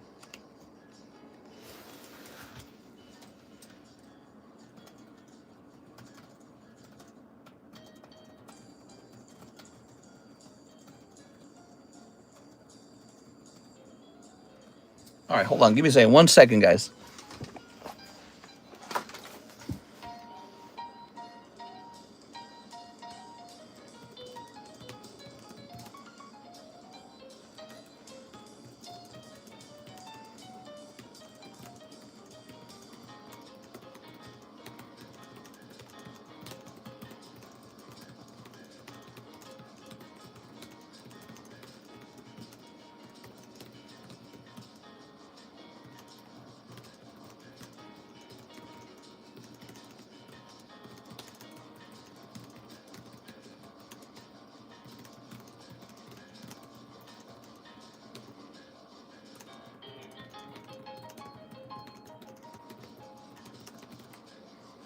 All right.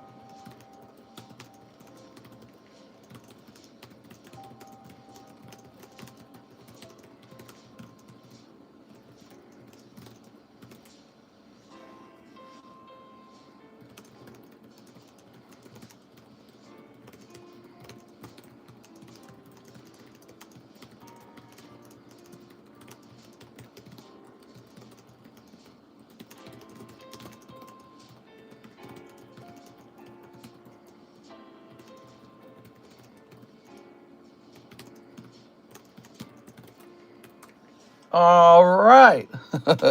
Sorry about that, guys.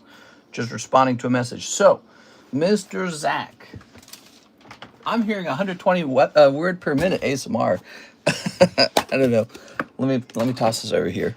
Very nice. There we go. Can we keep the second box sealed if we hit the Mothman Kuromi? Let's snip this.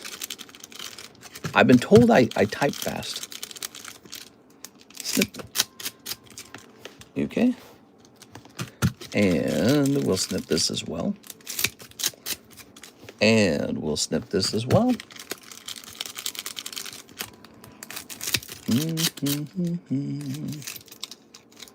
Very good. And we'll snip this as well. Oops.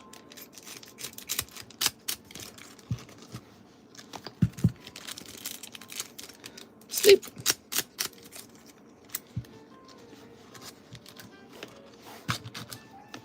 Very nice.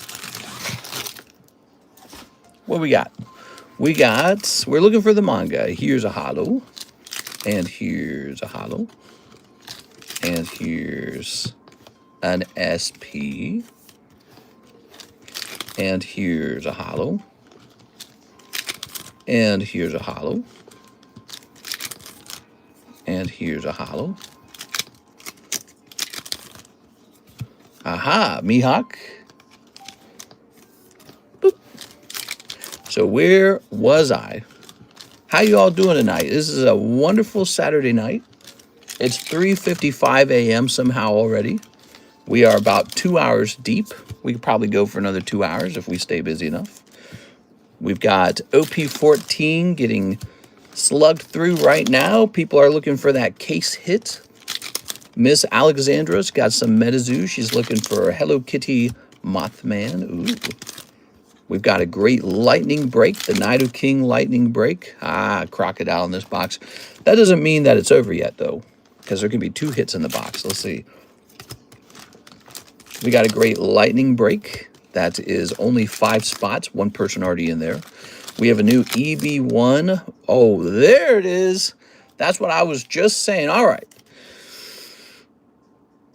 That is not a manga. I don't even know who this is. 6 months till summer. You want the summer? Yeah, summertime's pretty good. Can we keep the second box sealed? All right, so here's this beautiful card. Well, Mr. Zach, he's a Gaifu, and I don't recognize him, which means I think he's a tough pull. That's Sengoku. Sengoku? No, Goku's in... You got it all wrong, Mr. LaFlame. Goku's in Dragon Ball. There we go. Very nice.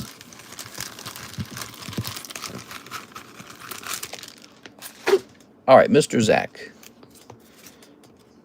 Ooh. Crocodile and Sengoku. Sengoku's not Goku. I mean, it's in the name. I think I know who Sengoku is. It's in the name. I can't be tricked, guys. He's trying to trick me. So let me grab this baggie and pop these in here. Sengoku. I wonder, so now that that's been pulled, I wonder if it's still possible to pull a manga out of the case, or if it's really strict, you know, like, is it really strictly one case pull? That's something we're still learning. Goku's way better. I like how Mr. Allen also popped in to say that's Sengoku. Okay, very nice. Some beautiful cards on the table tonight, by the way. Thank you, Mr. Zach. Really appreciate it. That was 3 boxes tonight from Mr. Zach. You know, we never set up this giveaway. Here is Chessie. Chessie's the giveaway tonight. Let's get that running. Okay. Lovely. Lovely. We're going to set this up here to say 3.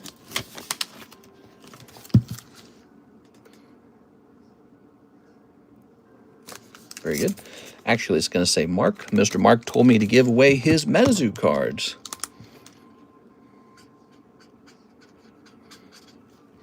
I'll put Miss Alexandra on. She really likes them. There it goes. Manga can still be pulled after an SP pull. Ah, very interesting. Okay, I don't think I've ever seen that before. But what you're suggesting is they're independent of each other. And just because it would be rare for that to happen doesn't mean it won't happen. Let me hit refresh over here. Hey, he's the Goku of the One Piece world. I knew it. It's Goku.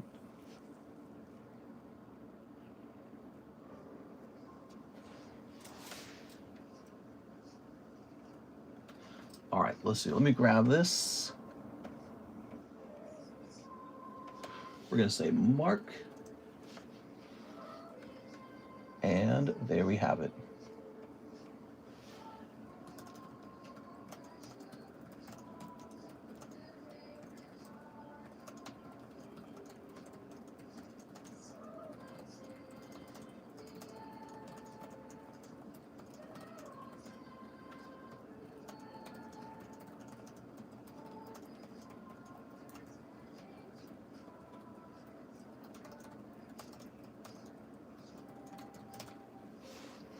Okay, now, Mr. Andy Man's in the queue. Very nice. In the giveaway queue. Here is Mr. Emmanuel, who needs one Yu-Gi-Oh! Rarity collection. Let's grab that. I'm hiding that over here somewhere. Let's see.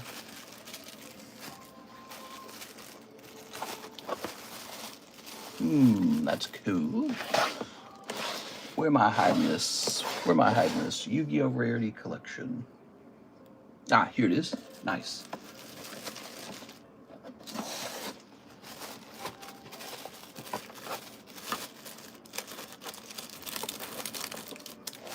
Boop.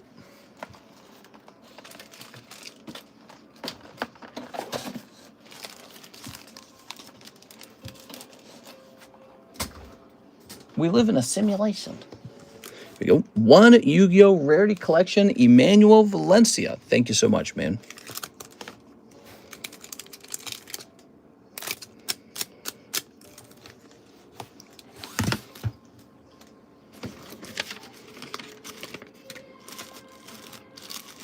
Let's see. I'm going to grab this baggie. I think you're going to need a new one, huh? And open this up. We've got Winged Dragon of Ra, Chaos Space, Artifact Lancia, and Inspector Border. It's like sometimes we get flashes of the future. Who gets flashes of the future? Future Flash? There we go.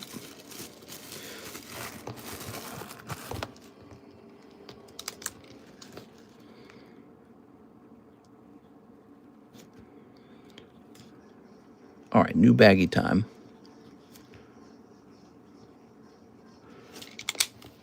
Okay.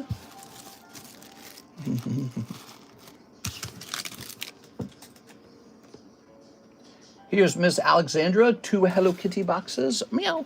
All right, box number 1. Are you ready? So we're looking for that Mothman Metazoo.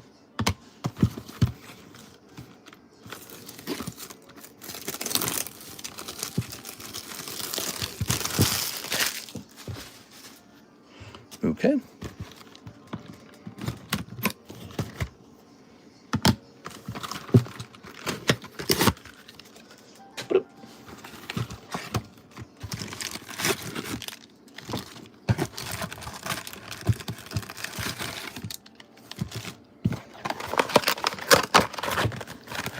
There has to be an explanation for dreams and deja vu. I think that dreams are prophetic. They tell the future. Look at that expensive guy. Man. Yeah, black labels, huh? What do you guys think? You think black labels will go down in price because BGS is no longer independent? It's owned by PSA. Snip of that. Dreams are you in an alternate universe. I knew it! All right, Instant Mothman, Miss Alexandra.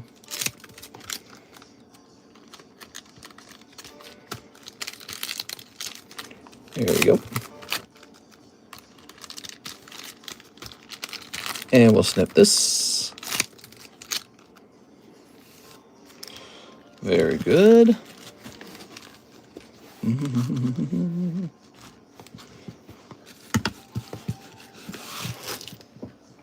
What do we got? Here's Chibi Halloween. And Kurumi and the Grim Reaper. That's pretty dark. Here's that. Here's Kuromi and Cryptid Carnival Celebration. Ooh. One Mothman, please. We've got Chibi Ogo Pogo. Owned by parent company. Don't think black labels or gold labels will be affected unless they turn into 10s like CGC. I believe older black labels will go up in value. I guess they're not going to change anything about their company, but I think, you know, it's interesting that people naturally feel nervous about it. You know what I mean? I think there was something that felt good about them being separated from PSA, right? And that feeling is slightly lost. Here it is. Okay. You know, PSA dumped a lot of money into that acquisition. Wouldn't it be interesting if years later it ended up costing them all this money and not being a good move? Okay.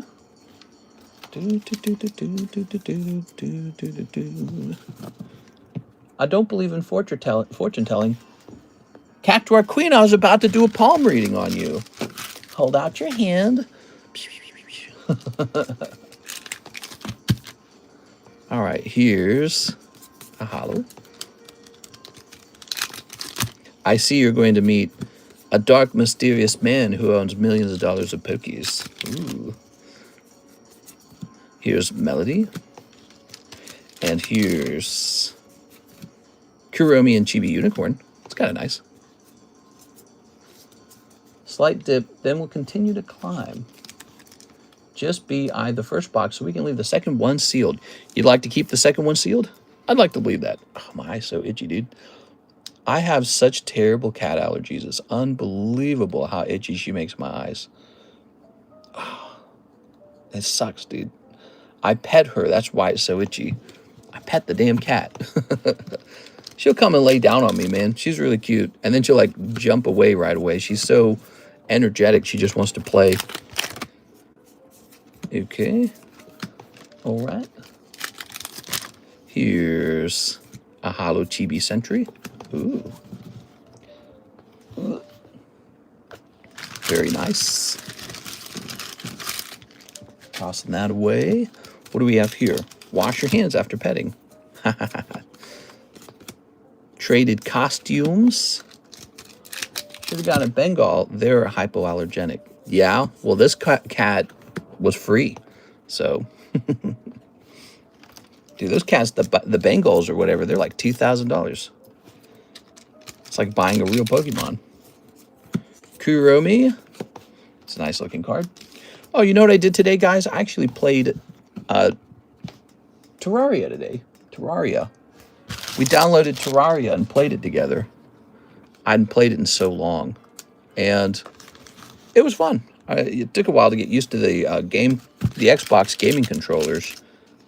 It feels less precise than the PC. But I played that for like an hour or two, and then, you know, eventually it got kind of boring, though. Eventually started to feel like this is a game I've played before. There it is. So I don't think it's a game with the same high replayability. But, no, it was kind of cool. It's a nice sound to it. The soundtrack's so unique. You can adopt one, says Piasu. What? You can just adopt one? I want to adopt one. Yep. Okay. And snip this. Very good. Okay. Very nice. Ready.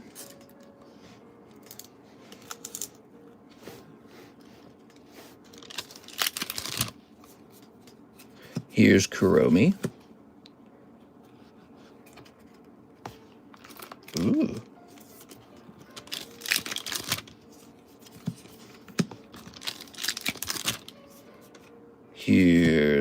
Chibi Snow Snake.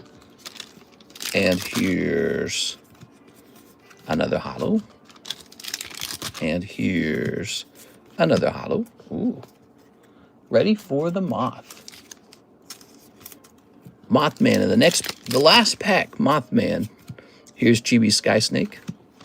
Here's Chibi Snipe. Look at this, guys. We're going through all our MetaZoos. We are. Boop. Just leaving that. The other night, we ran into some more of the Topps Chrome MetaZoos. We got about 10 left. They're $4 per pack. Yeah, we ran into some Topps Chrome MetaZoo. We found a little bit more of it. Ooh, this is an odd one, isn't it? It's holographic, but just barely. Lots of duplicates. Nuh-uh. Here's Chibi Hypnosis. Here's Ticket Roll. Have you tried GameStop Power Packs yet? Not yet. Got Chibi Snipe.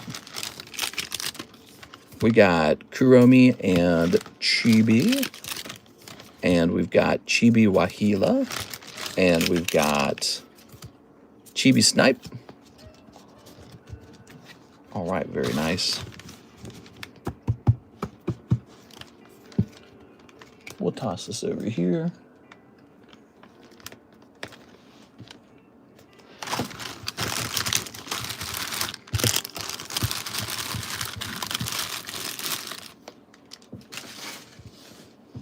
Very good. We have power packs at home. They're called TCC shuffles. We have power packs at home, Mr. Zach. What if I changed the name of them to TCC power packs? Would that be funny? All right. 25, 50 packs seem to be the move. I'm 1-1 right now. Oof. So you're the reason that PSA is buying up all those slabs, because PSA is almost definitely just sending them to GameStop. And that is my suspicion, right? And so it's just people buying these. They're literally the same thing as our live customs. It's the same thing. It's the same idea. The difference is they don't have cold packs. What they do is they have you buy. You overpay for a $30 slab, then a $40 slab, then a $30 slab, then a $20 slab. And each time you buy one of those and get the slab you don't want, they're rolling up $10 plus 10 plus 10 plus 10 plus 10 till there's enough of sort of like a loot pool that they have put together that now they can put you a hit into the screen. So it's similar in style, but maybe more technological. And in a way, you're left with a lot more junk that you don't want, because now you got to sell all these other cards, you know. We didn't hit the moth. Okay, you can open the second box. Second box time, guys. You ready? Miss Alexandra says she will go deeper. Miss Alexandra, I can only go so deep. Put this over here. The buybacks also. There it is. Yes, the buybacks. Here we are. All right. The buybacks make it more enticing, huh? That's why we added buybacks as well. Well, I was thinking about doing that anyways, because we had a system like that where I would buy the slab from you instantly for like 70%. But it was true store credit. You could spend it on anything. So you could spend it on booster packs and stuff like that. But when you think about it, 90% can work as long as you can only use it for a reroll. So I was like, oh.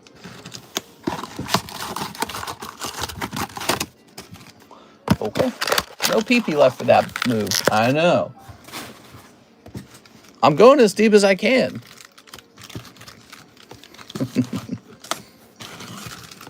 All right. Speaking of no PP left for that move, man, I was watching the results of that fight, the boxing fight that Mr. Jake Paul was in. I saw the weigh-in for them. I didn't realize the other guy was like a whole head taller. He's taller. You can see his arms are literally just bigger. He has like more mass. Why did he sign up for that fight? Jake Paul's fighting a guy who's much bigger than him and then gets knocked out. What was the point of that? It's like he was trying to prove that he can beat a bigger guy, a bigger opponent than himself. Like, damn, dude. I think it had everyone wondering who to bet on, though, you know, because it's obvious he should lose. And yet a part of your mind says, well, maybe it's all rigged. It's definitely not rigged this time. All right, let's see. Mr. should preview the hits in the box to entice customers to enter. We do that. I show off all the slabs in the box from time to time. Jake Paul made $90 million. Hell yeah, dude. That's crazy. That's like buying a yacht kind of money. That's crazy, dude. Broken jaw, but you go home with a yacht. I mean, the pain is temporary. The $90 million sticks around. That's wild stuff, man. Crazy. Initially, he was supposed to fight Tank Davis, who was smaller, but there was a legal issue. Yeah, I watched that fight. It looked like he was not even close to a match for that guy. It was very, very one-sided the whole time. People did point out, though, that he didn't get truly knocked out, like he didn't faint. So I guess that's supposed to be impressive. But yeah, I mean, he got punched hard enough in the mouth to break his jaw in 2 places. So it is. It's pretty good. 90 million. I love the picture everybody has now of the guy smiling while he's doing the final, the final punch. He's got a big smile on his face just before he throws it out there. It's a really, really fun piece of entertainment, I guess, whatever you would call it. I suppose it's entertainment, right? All right. Come on, Chibi Mothman. Not Chibi Mothman. Come on, Kuromi Mothman. There it goes. Here's Chibi Sam. It's like a major league team playing a high school team, but hell, I would break my jaw for 92 million. Okay. Here's Kuromi. Look at that Kuromi. Here's... Yeah, 92 million. Jesus Christ, man. It's like a major league team playing a high school team. That's a pretty good description. But yeah, when they weigh in, the guy's like looking down at Jake Paul because he's like a head taller. What? He's so much taller than him. And then you can just see Jake Paul is physically smaller than him in like every way. He's in the right. It's like it's not a correct weigh-in or something. It's not a correct class matchup. Why did he choose that guy? It's like he was just signing up to get his ass kicked. It's not it's not even a good fight in a certain sense because you know that Jake Paul doesn't have any chance. A lot of people still think that the previous fight was rigged. The one he had with, what's his name, Mike Tyson? I don't think that was rigged. Mike Tyson looked like he was really struggling. And he's a much older man, and it's okay for him to lose a fight to Jake Paul. It doesn't, in my opinion, it doesn't ruin his legacy. He's fighting a very young man, and he's a much older man. And that's just how life works, So it didn't bother me. I don't think it ruined Mike Tyson's legacy as a boxer. It was just a bit of fun, It was a bit of entertainment. It would have been fun if Mike Tyson knocked Jake Paul out. That would have been really funny. But Jake survives, and you're expected... Yeah, exactly. Mike Tyson's way older. You're expecting Jake to do better because he's so young. It's just how it is. But, you still have people saying, well, the Mike Tyson thing was rigged. And that's like, I don't know, dude. I watched it. It didn't look rigged to me. It just looked like he was quite old.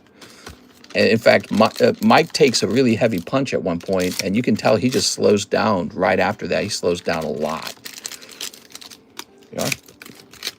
You okay? All right. Imagine if they were the same age. Oh, yeah. I mean, Mike Tyson in his prime would have torn him to pieces, I think. Mike Tyson was crazy, man. You ready? He was like pure muscle. Let's see.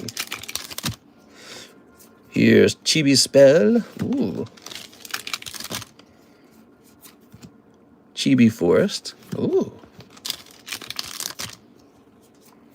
Chibi Grim Reaper. Yeah, I mean, think of all the money that Mike Tyson secured with that one fight. He pretty much just handed his kids off a pretty serious bonus.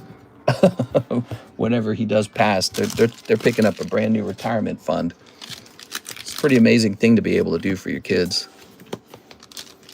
Mike Tyson's neck scares me. Here it is. Yeah, if Mike Tyson was even just a little bit younger, like if you could dial the clock back like 10 years, it might have been a totally different fight, you know? But your body really changes its chemistry over time as you age. Yes, so it's all right. But this other fight was really funny. This other fight, I think we got to see. I can't believe people. It's so funny that everyone calls his fight scripted, and then he gets his cheeks clapped so hard. Here we are. But again, why was he in that fight? Like, did he believe he could win? Because I'm looking at them standing side by side, thinking, oh yeah, there's no way for him to win. This guy's got longer arms. Like, once you have longer arms and more height, it's just an unfair fight. You have to punch up, and you have to punch within this guy's, you know, arm's reach. It's like, it's just a disastrously unfair fight at that point for you. I guess if he had won with like some lucky punch, or like he just delivered a better, you know, like athletic fight. Ooh, look at this. I don't think I run into this one very often. This one seems kind of rare, doesn't it? My Melody with like this bag of this pile of candy and popcorn. I don't run into this one very often. But if he had won, if Jake Paul had won by some lucky punch he threw out, you know, it would have, I suppose, skyrocketed. Well, and then again, nobody would believe it. Everyone would have just said, that's the script. He become fatty, though. The stamina is losing.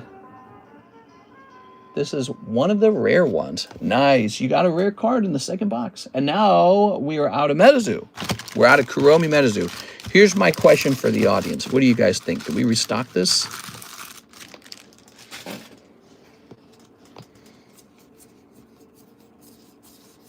All right. We got Chibi Wahila. All right. Ooh. Yes, you would like a restock on it. Maybe we do a restock on it. Let's get a little baggie here. All right. Pop this in front. Do-do-do-do. Scooby-dooby-dooby-doo. Andrew Tate lost today, too, against an influencer. Oh, yeah. I heard about him going into a boxing round. So he lost? I wonder if that's really bad for him. He lost to an influencer. There you go. Do you think Andrew Tate loses like influence or, I don't know, like image if he loses a fight like that? I didn't watch that at all. And here is Electivire for 7.4 thousand. That might be out of date. We have to check that one.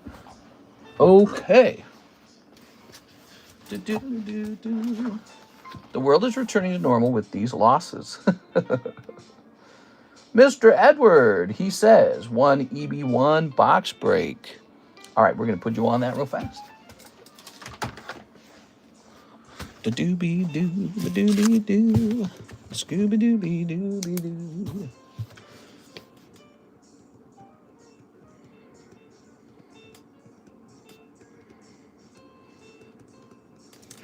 All right. Ooh.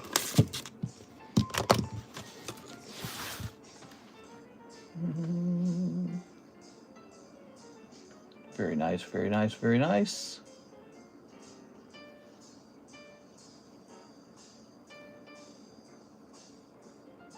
And let me hit refresh on the website. It's looking like the queue is getting pretty clear here, guys, if you like short wait times. Mr. Carter, did we already process this one? I can't remember. English White Flare, you're next, Mr. Carter. Carter, how did we miss this one? I think we missed your order, Carter. I'm sorry, I had you waiting here. I'm sorry. All right, Carter, it's all good. Carter's still here, right? I believe I have to stand up for this one because we're going to have to get more White Flare. Oh, stinky buns, oh, stinky buns. So we got 4 here, and I'm going to go run and get a box of it. I thought we had already finished this one. I'm going to toss you on the giveaway card, Carter, because you weighed a little extra. Since someone asked, the Mothman Kuromi on Action sold raw for $1.20. $1.20? That's not very expensive. Carter G. Here you go, Carter. Toss you on that giveaway card for free. Now, White Flare.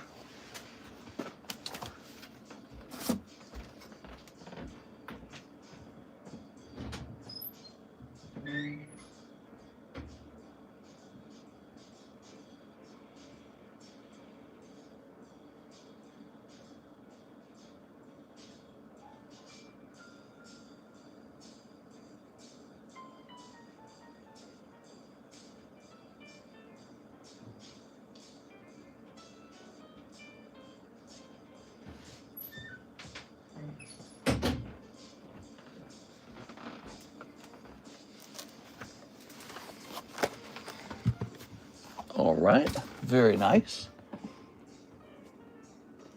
Ooh.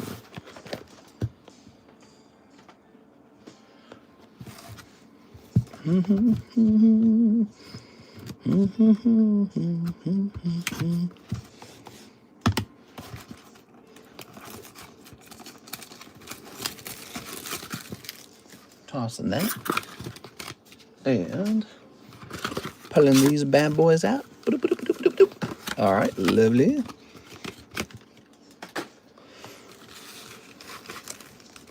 We got 1, 2, 3, 4, 5, 6, 7, 8, 9, 10. Ooh. This is for Mr. Carter. It's a website order. The website has been a gigantic success, I suspect. We have got so many new people using the website. Snipping that. I read 1,200. 1,200 pennies? That's so many pennies. That's like $12. $12.00, says Miss Ostara. What? That's a really expensive card. Sleep. All right. What we got? Here's Embor, Bouffalant. Look at that Boof. Ooh. Oh, Garvangela. All right, we've got Whimsicott. Okay. And we've got Woobat. Oops. Oh, Master Ball Archon. What?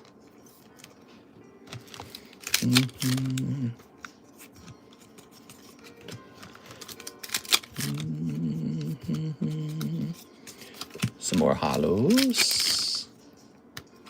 We got Scraggy, Hydreigon. It was sold for 1,200s. There we go. 1,200. $12.00. That's like 13 whole dollars. Here's Oshawott. Damn, look at that Oshawott. $12.00. That's not expensive. Petition to bring back the Monday morning stream. The Monday morning stream? I don't remember a Monday morning stream. All right, so what do we got here? So here's Carter, and he's pulling this awesome Oshawott. Oshawott being a very good pull, and a Master Ball Archon. Overall, if this one card could grade a 10, I think you did well. Thank you, Mr. Carter. Appreciate it, man. This was a $120 order.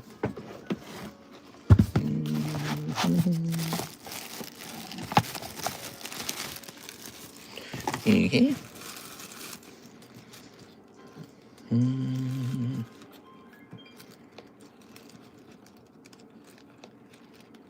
There we go. I heard Mistress getting Metazoo, Hello Kitty, and Secret Shadows. Metazoo, Hello Kitty? No. Hello Kitty Metazoo's done all right over time. I might order some. But we have to do an analysis to make sure that the price is still appealing. They are not in Europe. Oh, that's a very good reason to open them here live, because we can open them up, and then when it comes time to ship them into Europe, we can declare them pretty cheap, I think. And they won't know the wiser. They won't be any the wiser. What's the term? Is that the right term? Okay, let's see.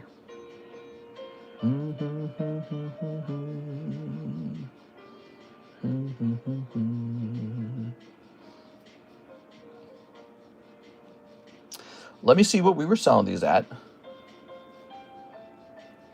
So we were selling them real cheap. I think we would have to raise the price by about 50 cents if we restocked, okay? So that is what's going on with these. Unless there's a cheaper way to acquire them.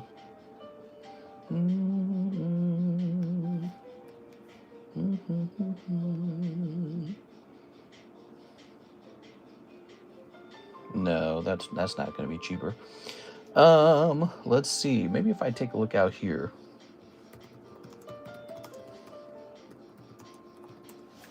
More like when mini TCC happened, it'll be a 24/7 stream because he'll always be awake. Yeah, kids do cry a lot. They need their diaper changed at night. It's tricky. But, you know, they grow up a little bit and then they don't need as much work.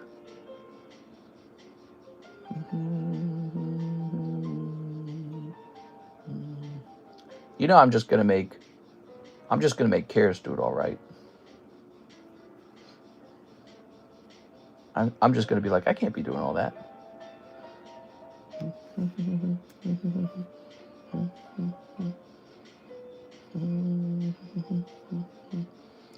All right, so I guess I could sign up to sell more of these.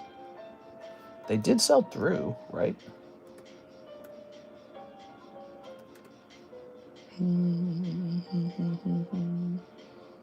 All right, let's hit confirm. So price is going to move up just slightly on them, though, after this point.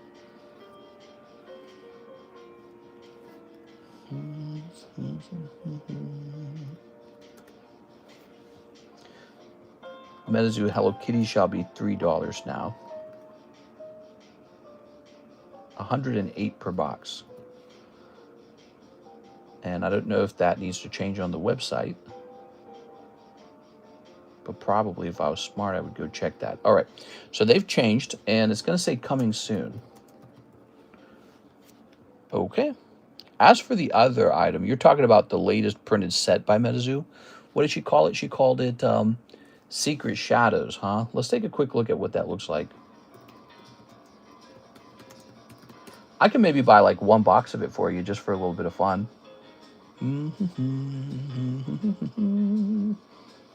Scooby-Dooby-Dooby-Doo-Doo-Doo-Doo. Yeah, why don't we buy 2 boxes of Secret Shadow just for fun, okay?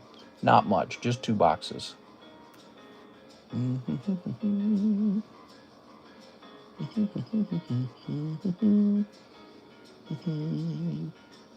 Now, I don't have a price for Secret Shadows, but we'll likely have a price ready by the time it arrives, okay? Okay. Cool. Now, let's see if there are any orders in the queue. Avatar card, Look Crazy, and Azure Lane 2.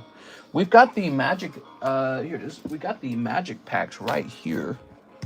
We bought these, and nobody bought a single one, actually. I don't think even one pack of this was opened, which is usually, I mean, I can't name any brand new sets that we purchase where that happens. All right, let me take a look into it real fast. Let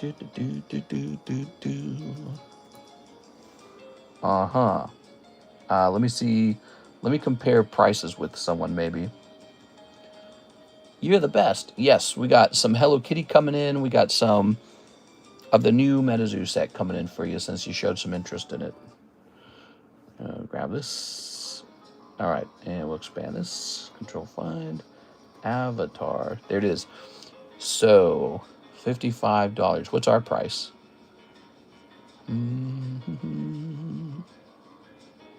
Our price is $55. So our price is not wrong. There's just no interest in it. Damn. Maybe I'll open it and grade it myself. And then if the grades are good, I'll just send it off to eBay.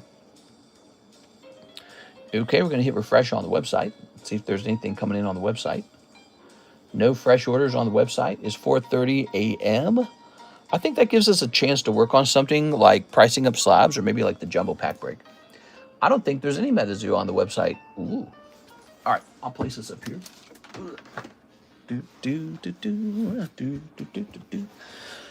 Scooby Bun, Scooby Bun, Scooby Doo.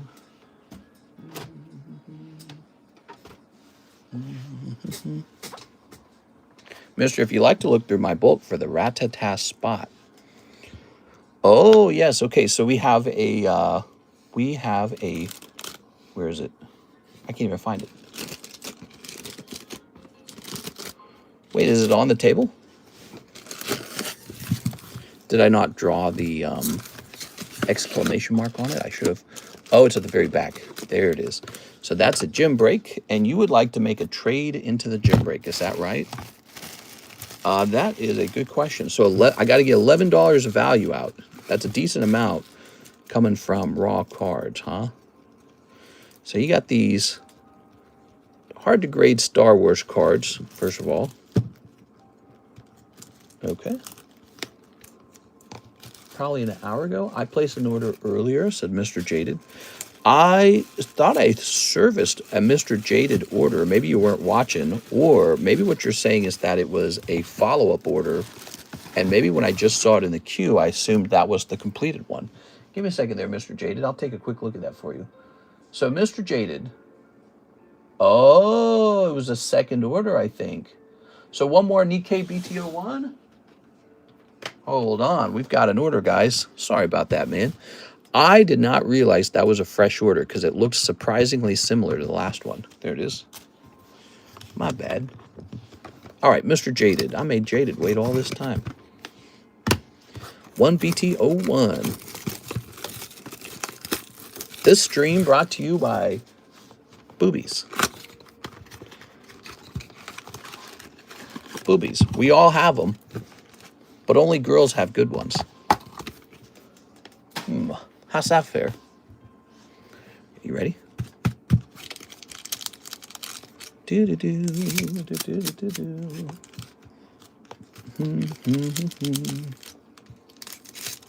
Snipping that. Snipping this. Good. Snipping this. Good. And snipping this. All right. Very good. Oops. Very good. What do we have here? What is that? She's getting arrested? You're under arrest. Oh my God, dude. So lewd. Oh, Katana Girl pops out right away. She's got a big hat on her head. Okay. Regular holographic looking girl. Here's the cover artwork again. Whoa. Okay. Just normal sized breasts, I guess. Here's Swimming Girl. Ah, the signature for Scarlet. I feel like you've pulled this one already. I feel like you pulled the Scarlet signature once before. You going after a specific Siggy? There's a holo. Here's a holo. Here's this lady. Ooh. Okay. Here's a holo. Here's this lady here. I saved you some money, mister, using ZELLE. Sweet. Hey, what's up, Joey Albrecht? How's it going, man? How's your life been recently? Tossing that out. We got the bunny girls. Yes, and it's difficult. Damn, not that one again. Okay. I'm sorry, man. I wish you could have gotten one that was unique. Here's the girl who has her arms behind her back because she's guilty. I've been in Kenya hunting you some fresh sardines. You've been in Kenya? Have you actually been in Kenya? Here's a holo.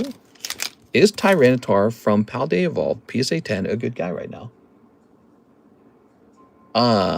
He's okay. I don't have anything against him. I think it's a nice card.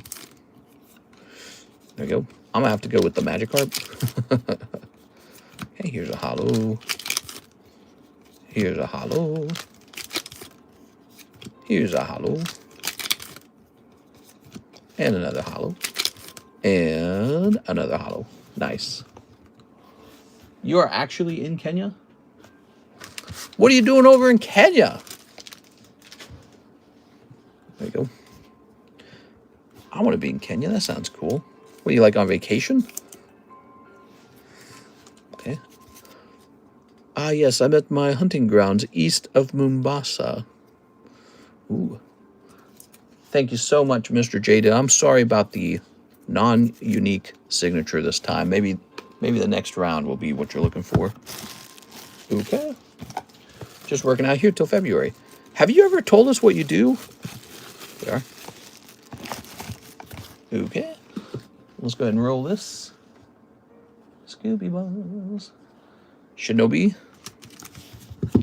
I'm a professional hitman. I heard they have so much problems with gang violence in Sweden that now there's like this network of kids that make money doing like assassinations on people. And it was in the news recently that a child in Sweden accidentally killed the wrong person. And the rules are a little nicer to the kids when it comes to murders. That's why they have the kids do it. Crazy. That's crazy stuff. Joey Albrecht dropping a handsome $400 on Slab Away. Slab Away. I'm sorry, but that set is overrated. What set? Paldea Evolved? Okay, Joey Albrecht. That's a big order, man. Boop. And this shall move from 4,580 to 4,180. Damn. Thank you so much. Now we got to hit refresh. Europe is cooked, says the Flame. Yeah, maybe. What do you guys think? I hear about Sweden having issues like that, and it's so shocking because I don't think they always had that as an issue. They were one of the safest countries in the world. I don't know. What do you guys think? What's a good PSA 10 Pokemon to buy right now that's under $600? What do I have on my table? Oh, this one. Whoa, this one's going to, like, double. He's a good one. He's under $800. Look at this. Maybe this Electivire. Let's go take a look into this Electivire. 7.4 thousand, huh?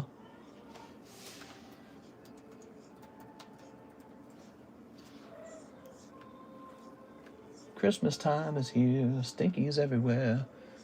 There is a 10 on the table right now. So there is one Electivire on the table or on the menu for eBay for $15K. But let me check last sold. That Rattatat's a good one. Ow, whoa, whoa. So there is one of these for sale on eBay for $15,000. Let me see what other level X's are going for. Because that just seems too high.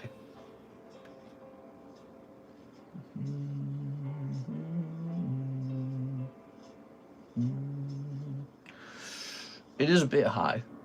But not outside of the range, actually. So here's a Gligar that went for $6,000. Darkrai went for 7.6 in auction, but then later he went for 8.9 in auction. Gengar sold for 12,000 in auction. Dialga sold for 12. Charizard went for 14, and Snorlax went for 14. I think I might have gotten this just right. I think 7.4 makes a lot of sense. So there's a legitimate card to go after if you're a deep pocket kind of buyer.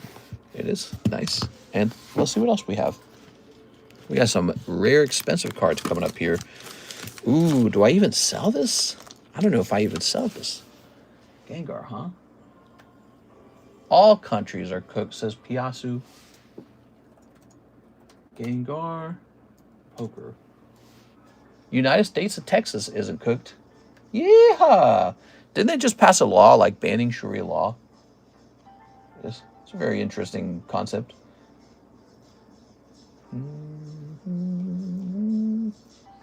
I'm trying to learn and understand what makes a PSA 10 good purchase for future-wise. What do you look for? I look for ones that say Jolteon and ones that are $525. No, but that's a great question. If anyone could answer that question, they could just be rich from picking the right card over and over again. You know what I mean? And so there's really no good answer to that question. All right, I see the last sold on this, which was back in October. And now I'm looking at the December sales. All right, and now let's see what's available for sale. There are none of these for sale on eBay. None for sale. Honestly, this ought to go off to eBay. I'm going to send this off to eBay unless someone buys it right now, okay? Off to eBay it goes. Okay. This pristine Gardevoir. So this is a pristine 10. I do believe it should cost more. I don't know if pristines hold that much value yet. Let me take a look at some of the last sold pristines. Tag 10 pristine. I agree with Monsieur. Just buy what you like. Don't buy what you want to invest because you will just sell it. Yeah, that's a very short way of saying that. You will, if you buy something that you think is a great investment, but you don't like looking at it, you get bored of it and you'll end up selling it. Yes.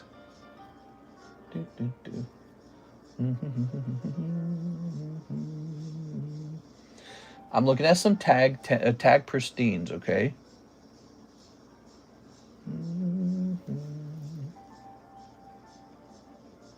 Some last solds. Looking for something to compare this to, in fact. Wow. Check this out. A pristine not Mickey Mouse.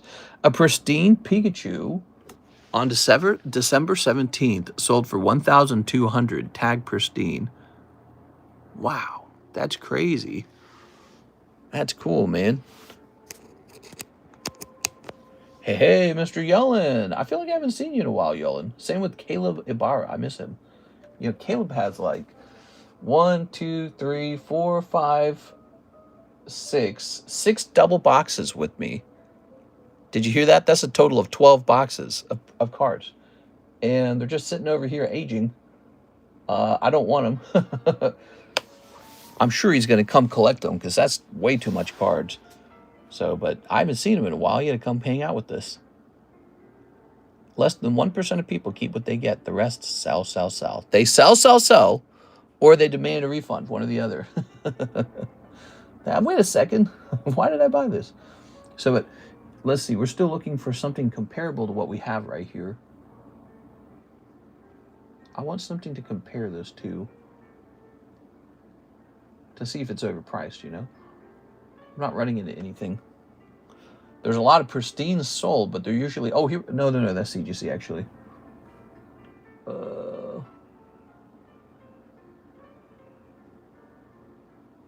I need to type minus CGC in here. Minus CGC. All right, let's try this again. All right, we're trying this again. No CGCs. Oh, this is much easier. There were a bunch of CGCs mixed in. So this card might do better if I listed on eBay.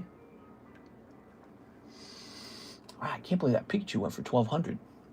Hey, Mr. and Fam. Hey, what's up, man? Oh, that's so crazy. A different pristine Pikachu sold like a month earlier for only $300. Which means the seller didn't really know what to price it at. Because he didn't know it would potentially sell for way more than that. Dude, I can't find a single... Oh, here we go. All right, so I have an example now. A pristine Roserade. All right, we're lowering our price. I've decided. It has been decided. People do not want to pay $200 for this. All right. Let's be more reasonable. We have pristine Gardevoir. And now it shall be $90. All right, how does that sound, guys? A little bit better, huh? A little more agreeable. There's... From 2021, I might add. It's not exactly a brand new card. It's already 4 years old. 993. What's the biggest payment you received so far on stream? Do you mean like of all time? I actually have no clue. That is a great question. You know, I've never tracked that before. I have no clue. Probably some big giant number. Mister, there's an Arceus level X PSA 10. You have to buy it. An Arceus? Let me take a look at it. I'll go buy it right now.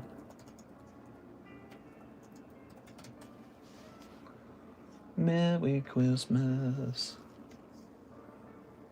Let me do this. Highest first. And you said how much is it? 3.7? 56 watchers. Oh my God. I have to buy it right now. You want me to?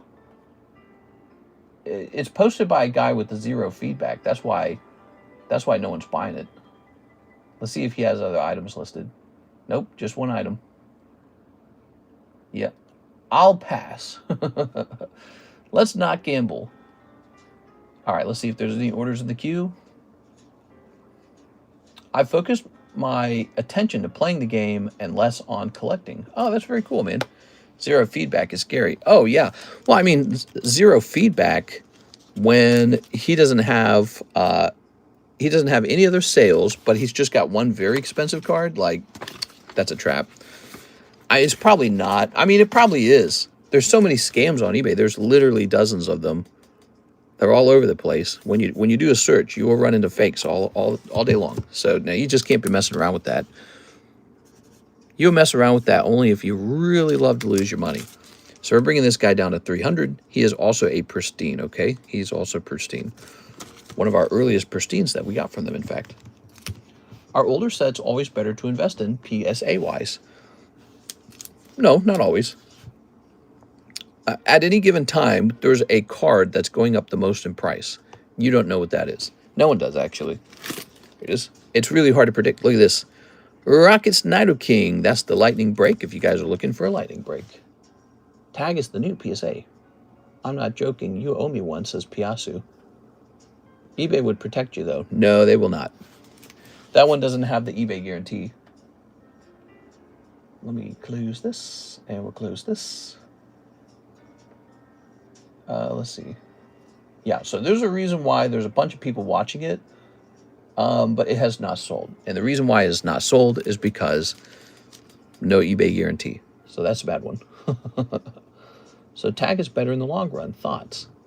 No, I don't think Tag is necessarily better in the long run. It's a decent company. It might be really fun to buy something like this, in fact. It might be fun to buy some modern card with low risk, and it's got a nice grade, like a pristine grade on it. You know, something like that is perfectly fine for Tag.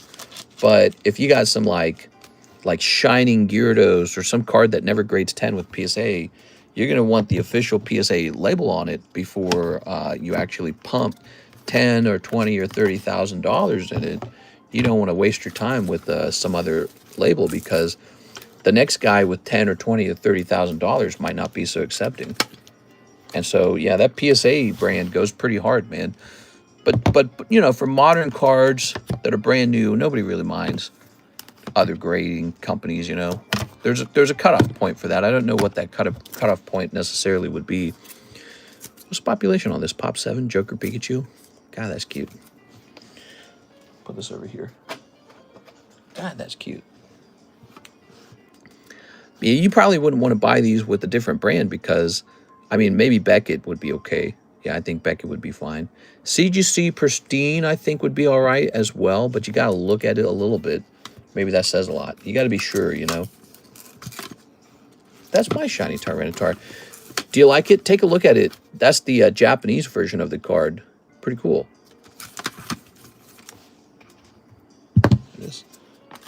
I ought to put these away and put some fresh ones on this little pile here, because I keep these nearby to show off for fun.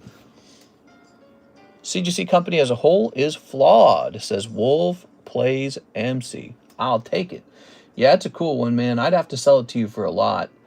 I'd have to sell it to you for like 15,000 just to get to zero, just to break even on it. And then if I wanted a little profit, I'd have to, I don't know, maybe like 2,000 on top. I'd have to sell it to you for like 17,000. Let that sink in. That's a lot of money. That one was a pricey one. So let's start a fresh break, shall we? Let's start a fresh jumbo pack break. We got Mega. I have some exquisite tag slabs. Yes, exquisite. Let's get this solo leveling thing out of here. Get a little solo leveling. Let's get... Let's get this Animal Crossing out of here. Oops. Slowly but surely. Animal Crossing is almost gone. We're in our last box of solo Animal Crossing. Let's get solo leveling part 2 as well. Okay. I think these packs are really fun. These right here. Gem 3 and Surprise. Somebody's going to pull those chase cards out of there. So those are really fun. And then... what else? Let's have a pack of Metazoo from Miss Alexandra. So there's a little base set Metazoo. And let's have a Manga Dragon Ball. That's great. That's great.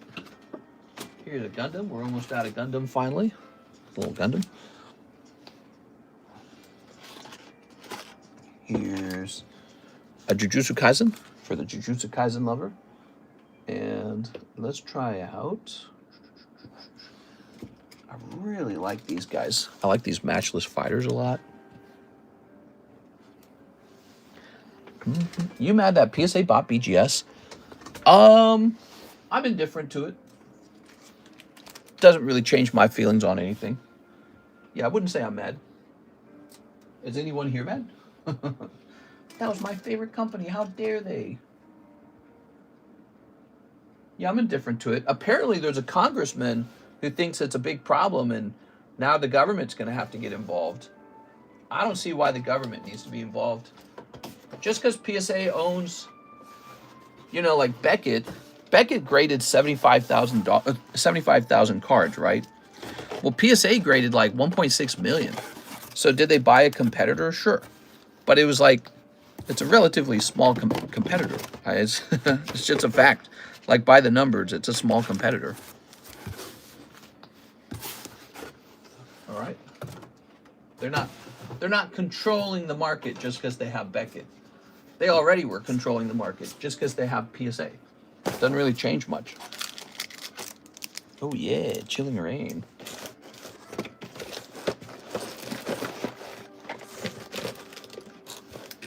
Meow meow meow meow meow meow meow meow meow meow meow meow meow meow.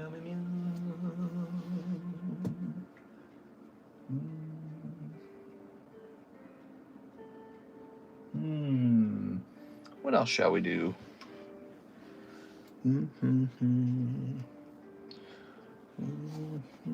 I want one of these in here just so you have a chance for that Charizard as well.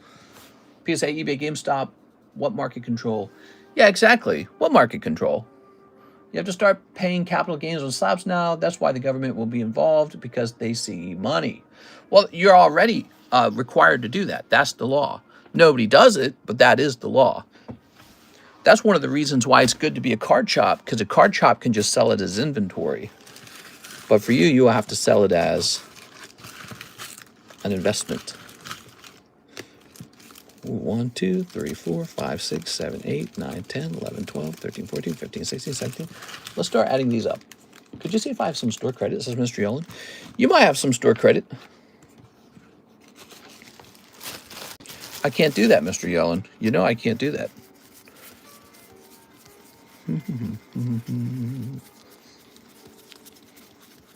We're just having a relaxing Saturday night stream. Remember, there's no Sunday stream. So if you're going to have any fun, have it tonight. All right, so that's a confusing card, isn't it? Why does it say $32 and then it gets marked off? So, Yolen, I suspect you might have $92 though, because that says 32 and that says 32. So I might have written 32 down there and then scratched it and then rewrote it over there. That's most likely what happened. So that says 0, then 40, then 68, then 92. Okay. Doobity-boop-a-dee-boop-a-dee-boo. I found out Wild Kuromi and Mothman card is so rare. They're numbered. There are only 13 of them. Tossing this back over here. Oh, there's only 131 of them. Oh, quite rare then. Ooh.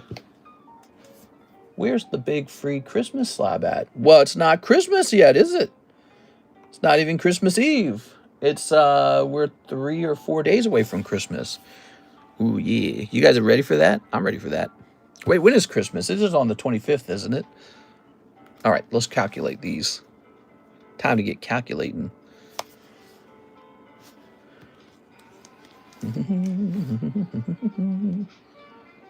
How much is Steam Siege? I don't think I have an official Steam Siege price.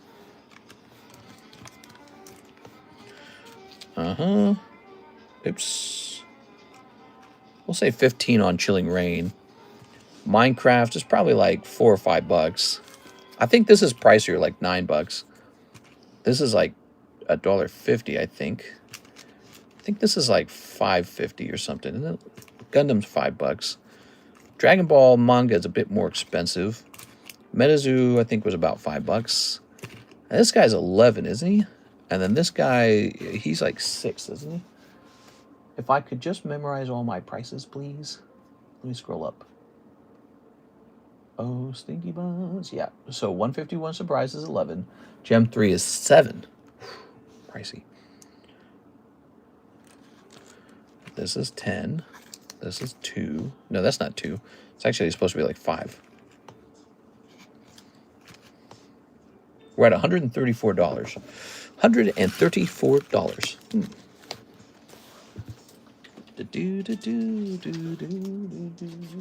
Let's get a Phantasmal Flame in there. Give you a chance for a Charizard. Okay, we're at 145. Meow meow meow meow meow meow meow meow meow meow meow meow meow meow meow. Let's get a one-piece pack in there. Put this one-piece pack in there. Okay. And we'll put another one-piece pack in.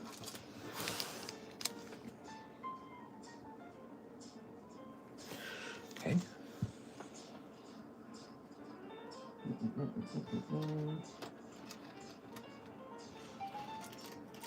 This is fun. Okay, and let's get ooh, how about one of these? Let's get one of these in here. Little Final Fantasy. That's good. Okay, we're at 160. All right, good. I bought the Dr. Taylor Swift Christmas album. Dr. Taylor Swift, what are you talking about? For the extended menu, if there's no price on the pack, should I not add it to the website? Yeah, probably not. I think that means that it's not in stock, basically. And I haven't decided whether to restock it. All right, we got Final Fantasy, Nikkei, One Piece, Phantasmal, Lost Abyss, Solo Leveling, Animal Crossing, Gem 3, Surprise, Metazoo, Dragon Ball, Gundam, Jujutsu Kaisen, Matchless Fighters, there we go. This is the Minecraft set that has the numbered cards in it. This is base Minecraft. Chilling Reign, Mega. We got Steam Siege in here. And what happened to the... Oh, yeah, here it is. The Chilling Reign and the Steam Siege, huh? Those are cool, right? I put the Steam Siege for 20, which is probably too low. I gotta look up Steam Siege. Give me a second, guys. Steam Siege Boosty Box. I need to know. Oh, Christmas tree. Oh, Christmas tree. Oh, yeah, he's pricey. Let's divide this by 36, though. Oh, yeah, so he's about to be, he's supposed to be about double that. He's supposed to be about 40. And so something's got to come back out of here because it's too high then. We could probably take out, what wouldn't people notice? I'm taking out Chilling Reign so Steam Siege can stay in, and one Minecraft pack. There we go. Okay, some duplicates coming out. Where to put this? I don't know where to put this. Maybe I'll save this here for the next round. Okay, there we have it. The jumbo pack break. There is one heavy pack in the jumbo pack break. It's this Steam Siege back here. He's $40 of the break. Pretty cool though, right? I'm just going through the extended menu, getting all the pancakes before putting it in the pancakes. Tammy, what do you like with your pancakes? Do you just like, okay, first question, Tammy. Do you like corn syrup or do you like maple syrup with the pancakes? This is a critical question, by the way, guys. Mr. Read It. Pancakes.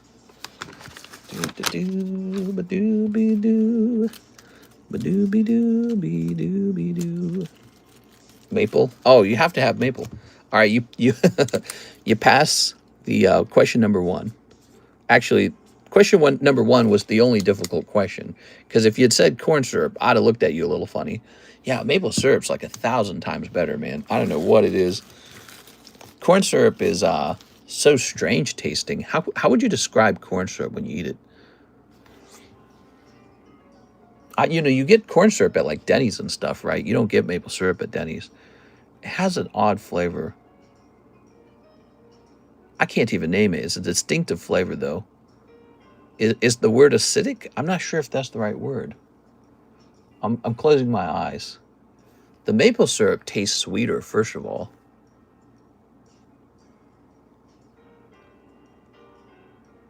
There is a smell in the corn syrup that I can only describe as the smell of corn syrup. You know what I mean? Acrid. Corn syrup's a hard pass. Let me ask AI. I want you to describe in words the difference in the flavor between corn syrup and maple syrup. All right, AI won't fail us, right? Let's see. So corn syrup is described as a pure sugar with almost no aroma, no bitterness, no acidity. The sweetness hits quickly and then it lingers in a sticky coating way. The finish can feel cloying because there is nothing to counterbalance the sugar. It's thick and glossy, but the taste is largely anonymous. Is it? Because I don't think it tastes like table sugar at all. I think that corn syrup has a flavor of being corn syrup. Maple syrup has a layered aromatic sweetness. So it tastes like caramel. Oh, that is how I would describe corn syrup right there. Corn syrup has a caramel flavor to it. I would not say that the maple syrup has a caramel flavor to it. Corn syrup has a clear caramel flavor. But it says maple syrup has a vanilla, toasted wood, light smoke flavor with hints of fruit and earth. Would I say that? I would agree with the vanilla. It's almost like a vanilla, yeah.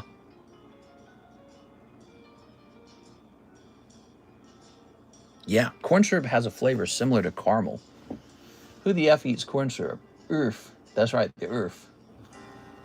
Mr. Martin Ramirez, 2 of the EB3s. You got it, man. Let me open this for you. All right. I think we need to open a fresh box of the EB3s for this one. Good. All right. Snipping this. Honey is the only correct answer. Honey's okay. Honey actually does taste kind of like flowers, doesn't it? You know, when I was younger, we had we had a lot of shrubbery around our home from all kinds of different plants. And you could pick a flower apart and actually taste the nectar like you were a bee. And it kind of tasted like honey. It was like if honey wasn't thick, if honey was watery, a slight sweetness to it, but not too sweet because it was very watered down. There we go. Yeah, we had these bushes with really huge flowers. And if you plucked a flower off and peeled all the petals off, you could actually get to the nectar. Honey from macadamia nut flowers. What? There you go.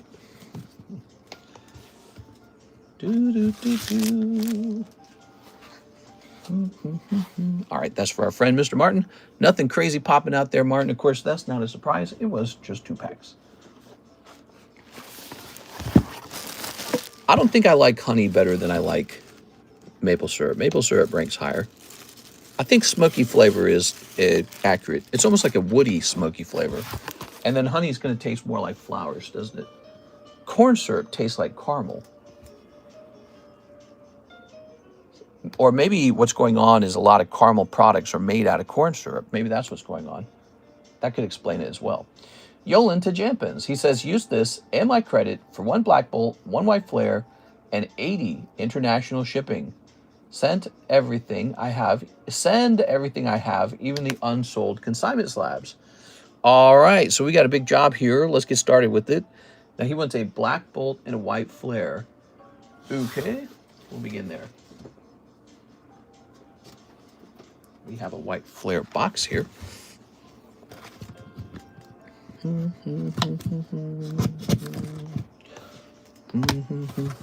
right, next question, Tammy. What kind of pancakes would you rather eat? Pancakes with blueberries in them, or pancakes with chocolate chips in them? Here we are. Are you a chocolate chip pancake type or a blueberry pancake type? There we go. Oh,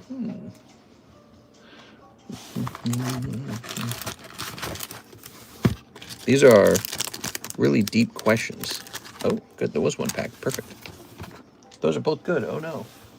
But you can only have one. You're on an island. All right, Mr. Yolan. So, doing some shipping. Mr. Yolan, how much stuff did you have? He sent for $80 shipping. Did you have like a double box or something? Is he still here? Is Yolan still here to talk to me? I feel like I need to know how much stuff he has. Pancakes sound so good right now. It's Sunday morning. Blueberry. All right, you're just choosing all the right answers right now, Tammy. You're 2 for 2. I don't know what's going on. Yeah, the chocolate chip, I find that chocolate chip in pancakes is almost too sweet and too overpowering, whereas blueberry like pairs well. Has a sweet, tangy flavor. Just like the way strawberries pair with angel food cake. 3 bags and some slabs. Okay, no problem. Let's start looking for this.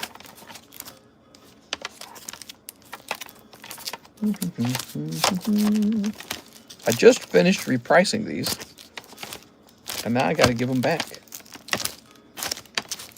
How you do this to me?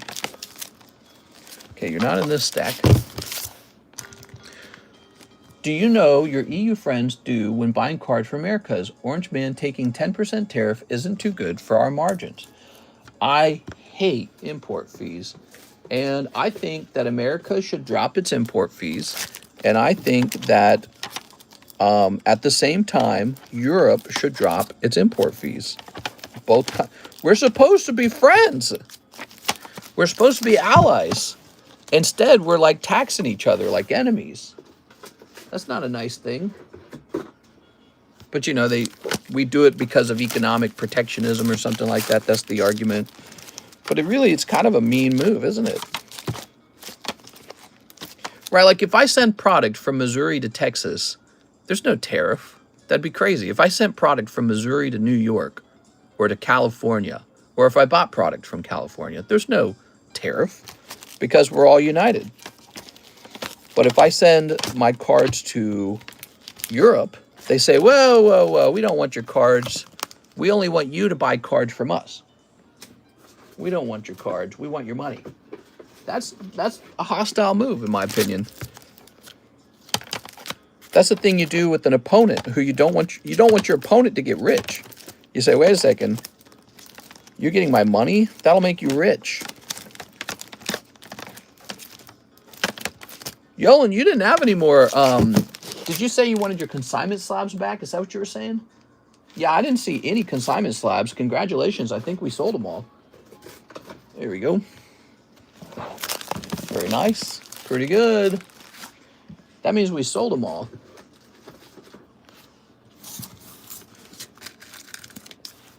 We actually sold a whole stack of consignment slabs the last couple of days. We did really good with the consignment on a lot of them. I will be going to Europe late February. I can deliver slabs to those that live in the EU. All right, let's go ahead and toss this over here. Yeah, so what Trump did was he noticed that the EU was doing all these taxes on American goods, but we weren't taxing you back. And he says, all right, that's not going to happen anymore. He said, we're going to tax you back now.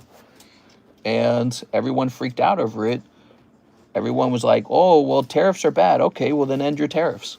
If they're bad, stop doing it. But nobody wants to stop. And I think it shows some cracks in the sort of post-World War II relationships that we developed. Let's see. It became all of a sudden way more understood that America's kind of playing this role of place that hopefully you can get money from, but not lose money to. And I think that that's a bad relationship. And Americans are thinking that relationship over. Okay. It's kind of a crazy deal, too, because even from a demographic point of view, we're not even looking like we used to look in the past. I'm looking for Mr. Yolen's bags now. Did I pull those out recently and put them in a new spot? We don't look the same anymore. America looks very Latino now. So we're like a Latino country. And Europe, they imported a lot of people. They look kind of like London's only 36% British. So I think that those old World War II relationships are going to come to an end pretty much. Yolen, I think I just moved your bags somewhere like the other day. I realized they were filling up those boxes and I put them somewhere, but I don't know where. Oh no, guys. Where could I put them? Well, here's a potential place, these overflow boxes to my right. Let's check there first. What Trump is doing to the armament purchase from Europe is insane to me. Decades of agreements ended from some Twitter likes. I don't understand that subject. Maybe you could teach me a little bit about what you're referring to. The armament stuff. Are you saying like for a long time we had an agreement to sort of like be on the same team militarily? And now he's saying, nah, I don't want that. All right, lots of bags over there. But not you, Mr. Yolen stuff. Europe look like Algerians, Moroccans now. Yeah, I saw places in London, at least, that looked pretty heavily taken over. Same with Paris. I've seen videos of it. I don't live there, so I can't say with certainty that I've seen it with my own eyes, but I hear about it constantly now. I'm so sorry, Yolen. We might have to do the shipping right after the stream, okay? Because I got to locate the bags. It's obvious that I moved them. I likely created a box for you, but I don't see a Yolen box. I'm just wondering where I would have stuck them. I would have put them in a place that makes a lot of sense, but it is such a maze over here. No, not team. Our militaries were built together from the ground up. USA doesn't even have a nuclear triad without Europe. Let me go ahead and print this empty label here. Okay. And let me move this here. I think it would be cool to be allies with Europe. It doesn't really feel like we're allies with Europe. I think learning about the unfair taxation that goes one way and not the other way was really upsetting for me personally. And then I'm also looking to see what do we have in common with Europe. And I don't agree with like the attacks on freedom of speech in the UK. I find that to be kind of like pretty much the complete opposite of my values. My values are intensely free speech. You know, you have to be able to speak your mind. You just have to. It's so important. And so they don't want to do that over there, I guess. Probably because if they could all speak, they'd say we don't want to be genetically replaced by, you know, the Middle East or Africa. White people are actually a minority against the rest of the world. White people are like 2% of the world genetically. Isn't that right? Something like that. Most people are Indian, African, or Asian. So white people are kind of rare. And they've got this kind of like hometown called Europe, called the UK. And I'm confident. a large section of the British population would speak up and say, we don't want this. But now if they do, they will be considered a racist, and then they'll be put away. All right, so Yolan, we are going to work on your shipping after the stream. We have till Monday to get it out, so we got a little bit of time. I don't know where I placed your stuff. I just ran into your stuff, and I moved it to make room in those boxes, but I don't know where we placed it. You're falling for fake news, bro. You're right. Maybe I'm falling for fake news. I don't know. That could be, in fact, fake news. Those are just some things I've heard, and maybe the truth is Europe has no such issue. Let me refresh over here. All right. Let me click on this button. Here's Mr. ZELLE. All I know, they don't have this problem in Poland and Hungary because they had tougher immigration rules. I saw in London that London's own numbers report that London is now only 36% British. It's minority British. So that's enough information for me. Maybe you have a different perspective on it that was like, you know, more convincing in another direction. I don't think that that's chill. You know, I don't think that that's a cool thing to have the UK not be Britain. You know what I'm saying? But ultimately, I guess if you get real nihilistic about it, none of that matters, you know. Maybe the only thing that matters is money. Somebody's making a lot of money. That's the reason these kind of things happen, you know. There you go. Those are your feelings, and your feelings are valid. Let's toss this over here. Well, you know, we talk about how to organize humans and all that kind of stuff. And it is just sort of a traditional thing, isn't it? It's just sort of like a desire for the way things used to be. And I don't think that the future is some sort of beautiful, loving, socialist, communist utopia where we all just get along and everyone just mixes beautifully.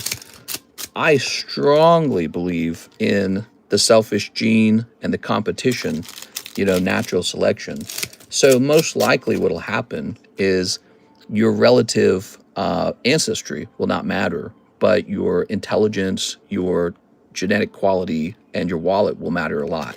So increasingly places like London and Paris and Sweden, they will just slowly over time become enclaves of the wealthy, and everywhere, maybe this will be like a specific area within those countries, will become an enclave of the wealthy. And your genetics or your history or your past won't matter at all. The flags won't matter. The sayings, the language, none of that will matter. Money will matter. And your genetic quality will matter. And that's it. Your genetic material. And this will be like traded in some sort of weird post-apocalyptic, post-AI horrible reality. Here goes Mr. Zach. It'll be great. Just like how technology brought us social media, and it's like a great improvement to our lives, but at the same time, it's not. Now, wait a second. You ordered 15 of these, and there's more than 15 in the box. It's actually a 24-pack box, so there's 21. I'm going to give you 6 free packs tonight, Mr. Zach. You just have 6 free packs. Don't worry about it. All right. It don't matter for sure. Let people live wherever they want to live. Statistic data's there. It will be, but it has to get really bad before it gets really good. Your Charizards will matter too. Charizard always matters. Ooh, look at that. The only thing that'll matter in the end will be your intelligence. So it'll turn out that there's, you know, smart people and dumb people of all different races and shapes and forms. And there'll be a sorting mechanism that doesn't have anything to do with race. It's going to be money. It's going to be money. And people will not want to fight wars anymore. They just want money. That's what they want. And so I think that the future of the world is less wars, but a huge migration. There'll be like this constant migration, this shuffling of people, and these sort of like money barriers will occur, right? So like there's places in Florida where you can't move to because you're not wealthy enough to move there. And then everyone there, they're going to look at each other. They don't care what race they are. They don't care. You look at each other and you're like, we're the winners, huh? That's how it'll be. And the people who will lose in this sort of system will be people who are just normal, average people. So in other words, you'll have a gutted middle class with no culture. Their culture will be replaced. It'll be sort of like, hey, we don't want that culture here. My culture is different from your culture. I don't like that you celebrate it or something like that, right? It'll offend somebody. And so there'll be like just this large economic zone where all the people mix. And then there'll be these enclaves for the wealthy. And the wealthy will just do whatever they do. Masquerade, balls, Creepy islands. I do think that's where it's all heading. It's got to head that way. I think people think there's this beautiful UBI coming. Maybe. I don't know. Hopefully. But, you know, the other part of me says it could go kind of the other way around, where vast amounts of wealth are made and more and more and more and more people are displaced because of the wealthy class's ability to buy what they want and keep people out, you know? So it's not guaranteed that you're going to live this fantastically wealthy life. You might have a television, you might have some sort of, I don't know, shelter. You're going to have the slop, they will feed you it. And then you might have like some form of medicine that's provided for you. But you'll never be free, you know? It's a sort of own nothing and be happy scenario. Ooh, beautiful. There you go, Mr. Zach. I increasingly believe that's what's going to happen over time. I don't think it's going to be some happy, beautiful ending. It all boils down to your belief about whether humans are fundamentally good or fundamentally bad. I lean toward the bad. I'm not a hopeful type. I'm a skeptic. Very skeptic. You are? I lean toward the skepticism. You get guys like Bill Gates, who apparently was hanging out with Jeffrey Epstein, with like a girl. He's got his arm around a girl. How weird is that, right? But, you know, this guy is probably super deep into eugenics for sure. What's his big deal? He wants more birth control for like Africa. He's like, we got to get some birth control over there. And I don't know. He's a weird guy. What are these guys at the top really? What are they actually interested in? You think they're interested in making you equal to them? Definitely not. They're not interested in that, making you equal to them. They're probably interested in making sure you don't revolt to some degree. But you can't even revolt very well. Like, what are you going to revolt in the UK and say, hey, we don't want any more of this boats or whatever full of people from other countries that then go straight onto welfare? You can't even do that. They'll throw you in jail. There it is, for your racist tweet or whatever it is, whatever the argument is. And so, yeah, it's a fascinating thing. I think that it never ends. The endless human struggle to not become a slave. Somebody above you always wants to turn you into a slave. And this is some new restructuring or something, you know. And when the AI starts producing goods very cheaply, those gains will go to the people who own the AI. It's capital gains. Private property. It's not going to go away just because they invented AI. But maybe the cost of living will improve. All right, thank you so much, Zach. So we got a shipping to do for y'all. And Ernesto Ramirez, 3 Japanese rockets. All right, I think I have to get a new box of that, actually. Do I? I think I do. Japanese. Oh, no, wait. I'm thinking of the Korean rocket. We got the Japanese one over here. Listen, I don't want to sound like your crazy uncle at Thanksgiving dinner, but I'm kind of your crazy uncle at Thanksgiving dinner, okay? Just so you know. Aliens. There it is. Pizzagate. Erica Kirk assassinated Charlie Kirk. I'm very bullish on humanity. Mortality rates are down, life expectancy is up, electronics are cheaper, and I believe we will be freer. Freer to do what? Like, I guess masturbate and not have children or something like that, you know? So you can have a cheery outlook on it. If you're living in Europe, I think the Europeans in many of the countries are kind of toast. They're not having any children. They don't want children. It's like, as a society becomes more successful, it's almost like it just becomes more drug-addled, right? More drug-addled, more narcissistic, more obsessed with status, more obsessed with the individual, and less in touch with nature, that's for sure. Less in touch with reality, plugged up to more microplastics and drugs than ever before, and just sort of doing whatever feels good, and that's it. And maybe that's some sort of beautiful future, but, you know, it gets very philosophical because you have to ask, what's the point anyways? What's the point of it all anyways? Is the point to optimize pleasure for the human race? Do groups matter? Like, let's say I was Indonesian. Does that matter? Do my people matter? Or are we just genetic material, you know? Am I supposed to be fighting on behalf of the Indonesian people? Or do no races matter anymore? Do groups not matter? And yeah, the more you work on these things, it gets harder and harder to see where meaning and direction are coming from. You almost start to realize much of the wheel is turning just because of sort of like these super old evolved feelings in your brain, you know, your chemical soup in your brain. The wheels are turning, and that's about it. But if you do enough thinking about it, it gets pretty pointless. Let's see. Mr. Ernesto. Oh, he says he needs a new bag. Well, Ernesto, here's your new bag. Thank you so much. I bought 3 loose packs of Team Rocket from Japan. Am I loose? Yes, you are cooked. He says, am I cooked? Yes, you are cooked. Very nice. Erica Doobie Sus. Oh, read Aldous Huxley Brave New World. Then watch Mike Judge Idiocracy. Yeah, like what's actually the point? Is the point for the human race to continuously improve itself and become like God? You know, are we supposed to become like we don't ever die? We have enough power. We have so much power. We have power over the universe, over physics. Like, what's the goal? Do you believe there's a God? Okay, so is the goal just to do what he wants you to do? What's that belief founded on? Just faith, just made up?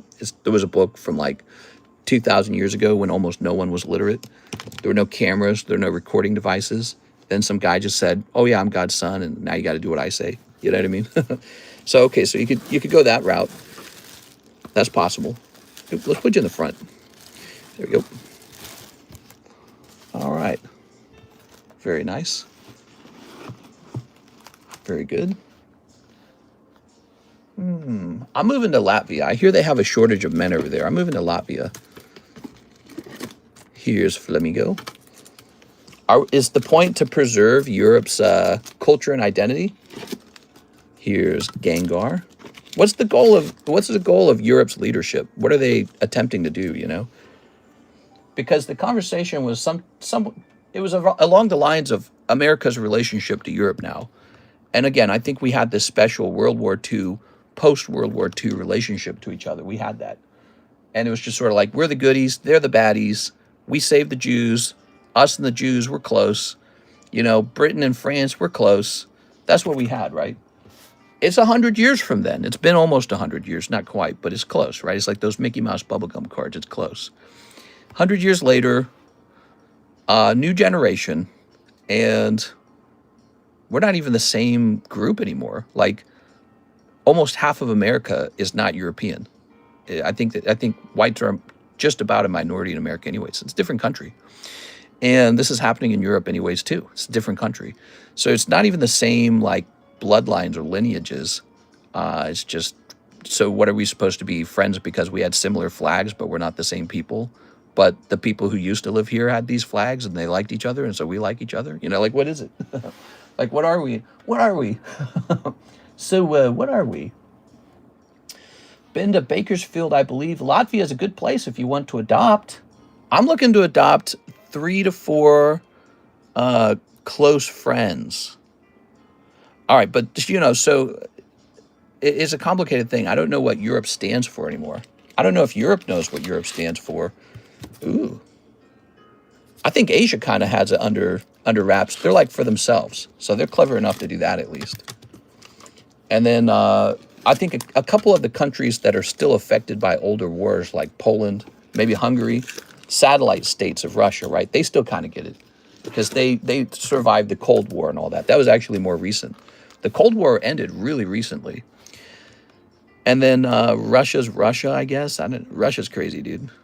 Russia's like a reminder of reality. That's what Russia is. So Russia's interesting. They want the satellite states back. They want Ukraine back. They want all of it, I'm sure of it. And then, yeah, Asia's Asia. Africa, I don't know what happens in Africa other than every time I watch like a food review channel, they are out there in the sticks, burning in the sun and not having a good time. They build like nothing. Everyone complains about colonialism in Africa, but then when you look, you find out they got one working train and it was built by like the British or the French and that's it. And it's the same train that's been running for 100 years. They never built another train. So, and they have some stuff getting built pretty much by China because China wants their rare earth. That's it. And so they make deals with China. China comes in, and they're actually capable of building things. So Africa has remained pretty bad for a long time. So I don't know. But they're having babies like crazy over there. They're having tons of babies. And then Islam is Islam. You got Qatar. You've got UAE. I think those places are pretty cool. And that religion is super, super, super anti-feminist. They're like, put your face cloth on, slut. You know, they're like, shut up. So they're actually having babies. That's not, white people don't do that. So they're actually having babies. Asia doesn't do that either. Asia is notably not very Muslim. And so the Middle East, they're still having some babies. Some.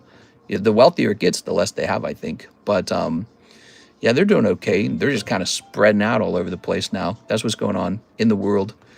And so, yeah, Europe's relationship to the United States, what's it built on anymore? Is it built on shared values? What are those shared values? Freedom of speech? I guess not. Is it based off of you're white and I'm white? Is it based off of World War II? Like, what's the relationship anymore? Is it based off of the United States consumes a lot of goods and you don't want to consume our goods, or you're going to tax us if we send you stuff, but you want to be able to send us stuff and we don't tax it? That's a stupid relationship. It's a mean relationship. It's not a good idea, because it's like this sort of, you feel like a prostitute or something. It's a terrible feeling, really. It's like a marriage, but one person has to pay to be in it, you know? So it's a poor thing that it ever reached that point. And for as much as everyone hates Donald Trump, he actually brought that up and made it obvious. You know, don't you get it? Like, he's a complete asshole, but it's almost like sometimes you need to be mean or something. A certain aspect of existence requires, teeth and sharp claws, because otherwise everyone just eventually takes advantage of you. Kind of like in Minnesota when everyone's too nice and then they end up doing a bunch of fraud. By the way, it's 5:35 a.m. We're all done with the stream, guys. Let's hand out this giveaway card. The stream is over because we made it to the 5:30 a.m. time point. He is definitely not a nice person. He is 100% a jerk. And it's really interesting seeing him do his stuff. It is. I've said this before. The Republican Party is bigger than Donald Trump, and one day he'll be gone. He'll just be a memory. And maybe the Republican Party will change dramatically after he's gone. Maybe the Democrats will win power, and America will swing backwards the other way for a while. Who knows? But there's a reason he got elected, and it's because America's just watching a lot of stuff go on that feels like you need a big jerk kind of asshole guy to come in and say, hey, wait a second, we should have tougher rules or something. And that's how that happened. I mean, it wasn't like a mistake. He actually won twice. So when you win twice, it's not some sort of accident. You could call the first time an accident. Hey, you made it on twice, Alexandra. And he might not do a very good job, too. I always said this. I say he could end up like Napoleon. You know, Napoleon, he was really successful at first, but in the end, he was banished, wasn't he? He lost, and then he was banished. So I think that could happen to Trump in like 2 seconds. He has to be very careful.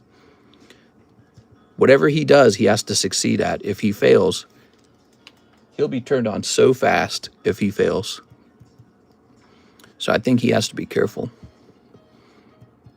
Yes. And I think he has to also know, I think, when to say, okay, I did enough, I'm stopping here. Because that's always the mistake that these, populist leaders make. They keep going. They feel like they're invulnerable, and they're not. So he has to be careful with that. All right, you ready?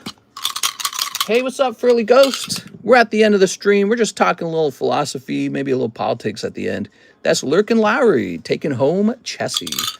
Congratulations, Lurkin Lowry. That was a gift from Mark. So, guys, tomorrow's Sunday, and I take Sunday off. So we're going to be back on Monday. Okay. Put you here, Mr. Lurkin. We like to talk about stuff. Somebody brought up the fact that we are having a difficult time with our relationship with Europe, with the EU. And I was kind of talking about how there's been some some large tectonic shifts between the countries, between our identities, our shared values, what the future's going to look like. And are we really friends, or are we competitors? You know, who's really our friend is a great question. Who's America's true friend?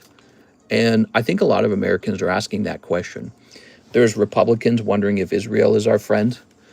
There are people wondering if we are going to get along with South America ever. You know, the more I learn about Venezuela, the more shocked I am about it. Are we friends with Ukraine, or are we friends with Russia? What side of that war are we on? Because it seems like we're friends with Ukraine. But then Trump will say something, you're like, oh, whose side is he on? And then you've got, and who's the good guy and who's the bad guy? It's really, you know, it's really easy to say Ukraine, but somebody's going to make up some long-winded argument and start to kind of stress that, hey, maybe Russia's not the bad guy, you know? So there's always two sides trying to convince you. And then how do we fit into Asia? How does that work? So, you know, America's international relationships are not something, in my opinion, to give up on. I think sometimes Americans get so stressed out by them that they give up on them. And you shouldn't give up on, you know, America's, you know, role in the world. But people are really rethinking it. They're going, how does this serve my interests as an American? I think there was like another list of things we were going to cancel now. There was a whole long list of aid that was going to go out to Africa, and it's getting canceled. Doge is still going on. Did you guys know that? Even though Elon's not heading it, it's still going on. So a whole laundry list of things are getting canceled. It's just the most ridiculous things if you hear it. Just millions of dollars going out for like things that aren't even needed. Working on submissions tomorrow, says Mr. Thomas. Yeah, I'll be working on submissions for sure. America was fed up with stupidity. Why do we give $3 billion to Israel? Well, I think that America has had a close relationship with Israel for a long time. I think America and Israel are looked at like good friends because, again, we saved the Jewish people from the Nazis in World War II. And then a lot of the Jewish people actually fled to America. So they had a very, like almost half of all Jewish people live in America. So of all the Jews that exist, half are in Israel, half are in America. So they like each other just because they're living in two places. That alone is a reason why America likes Israel. But not everybody's Jewish. And so you might be like, well, maybe I don't care about that country. It doesn't, you know, it's not my homeland. But, you know, there are friends, and we share intelligence and interests in the Middle East.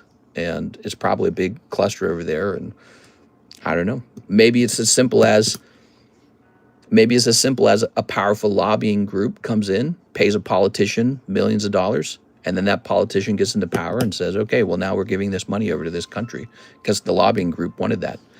Or maybe it's more like you got to have friends, and your friends are in trouble. You got to go help them. What kind of friend would you be if you don't help them? You'd be a bad friend.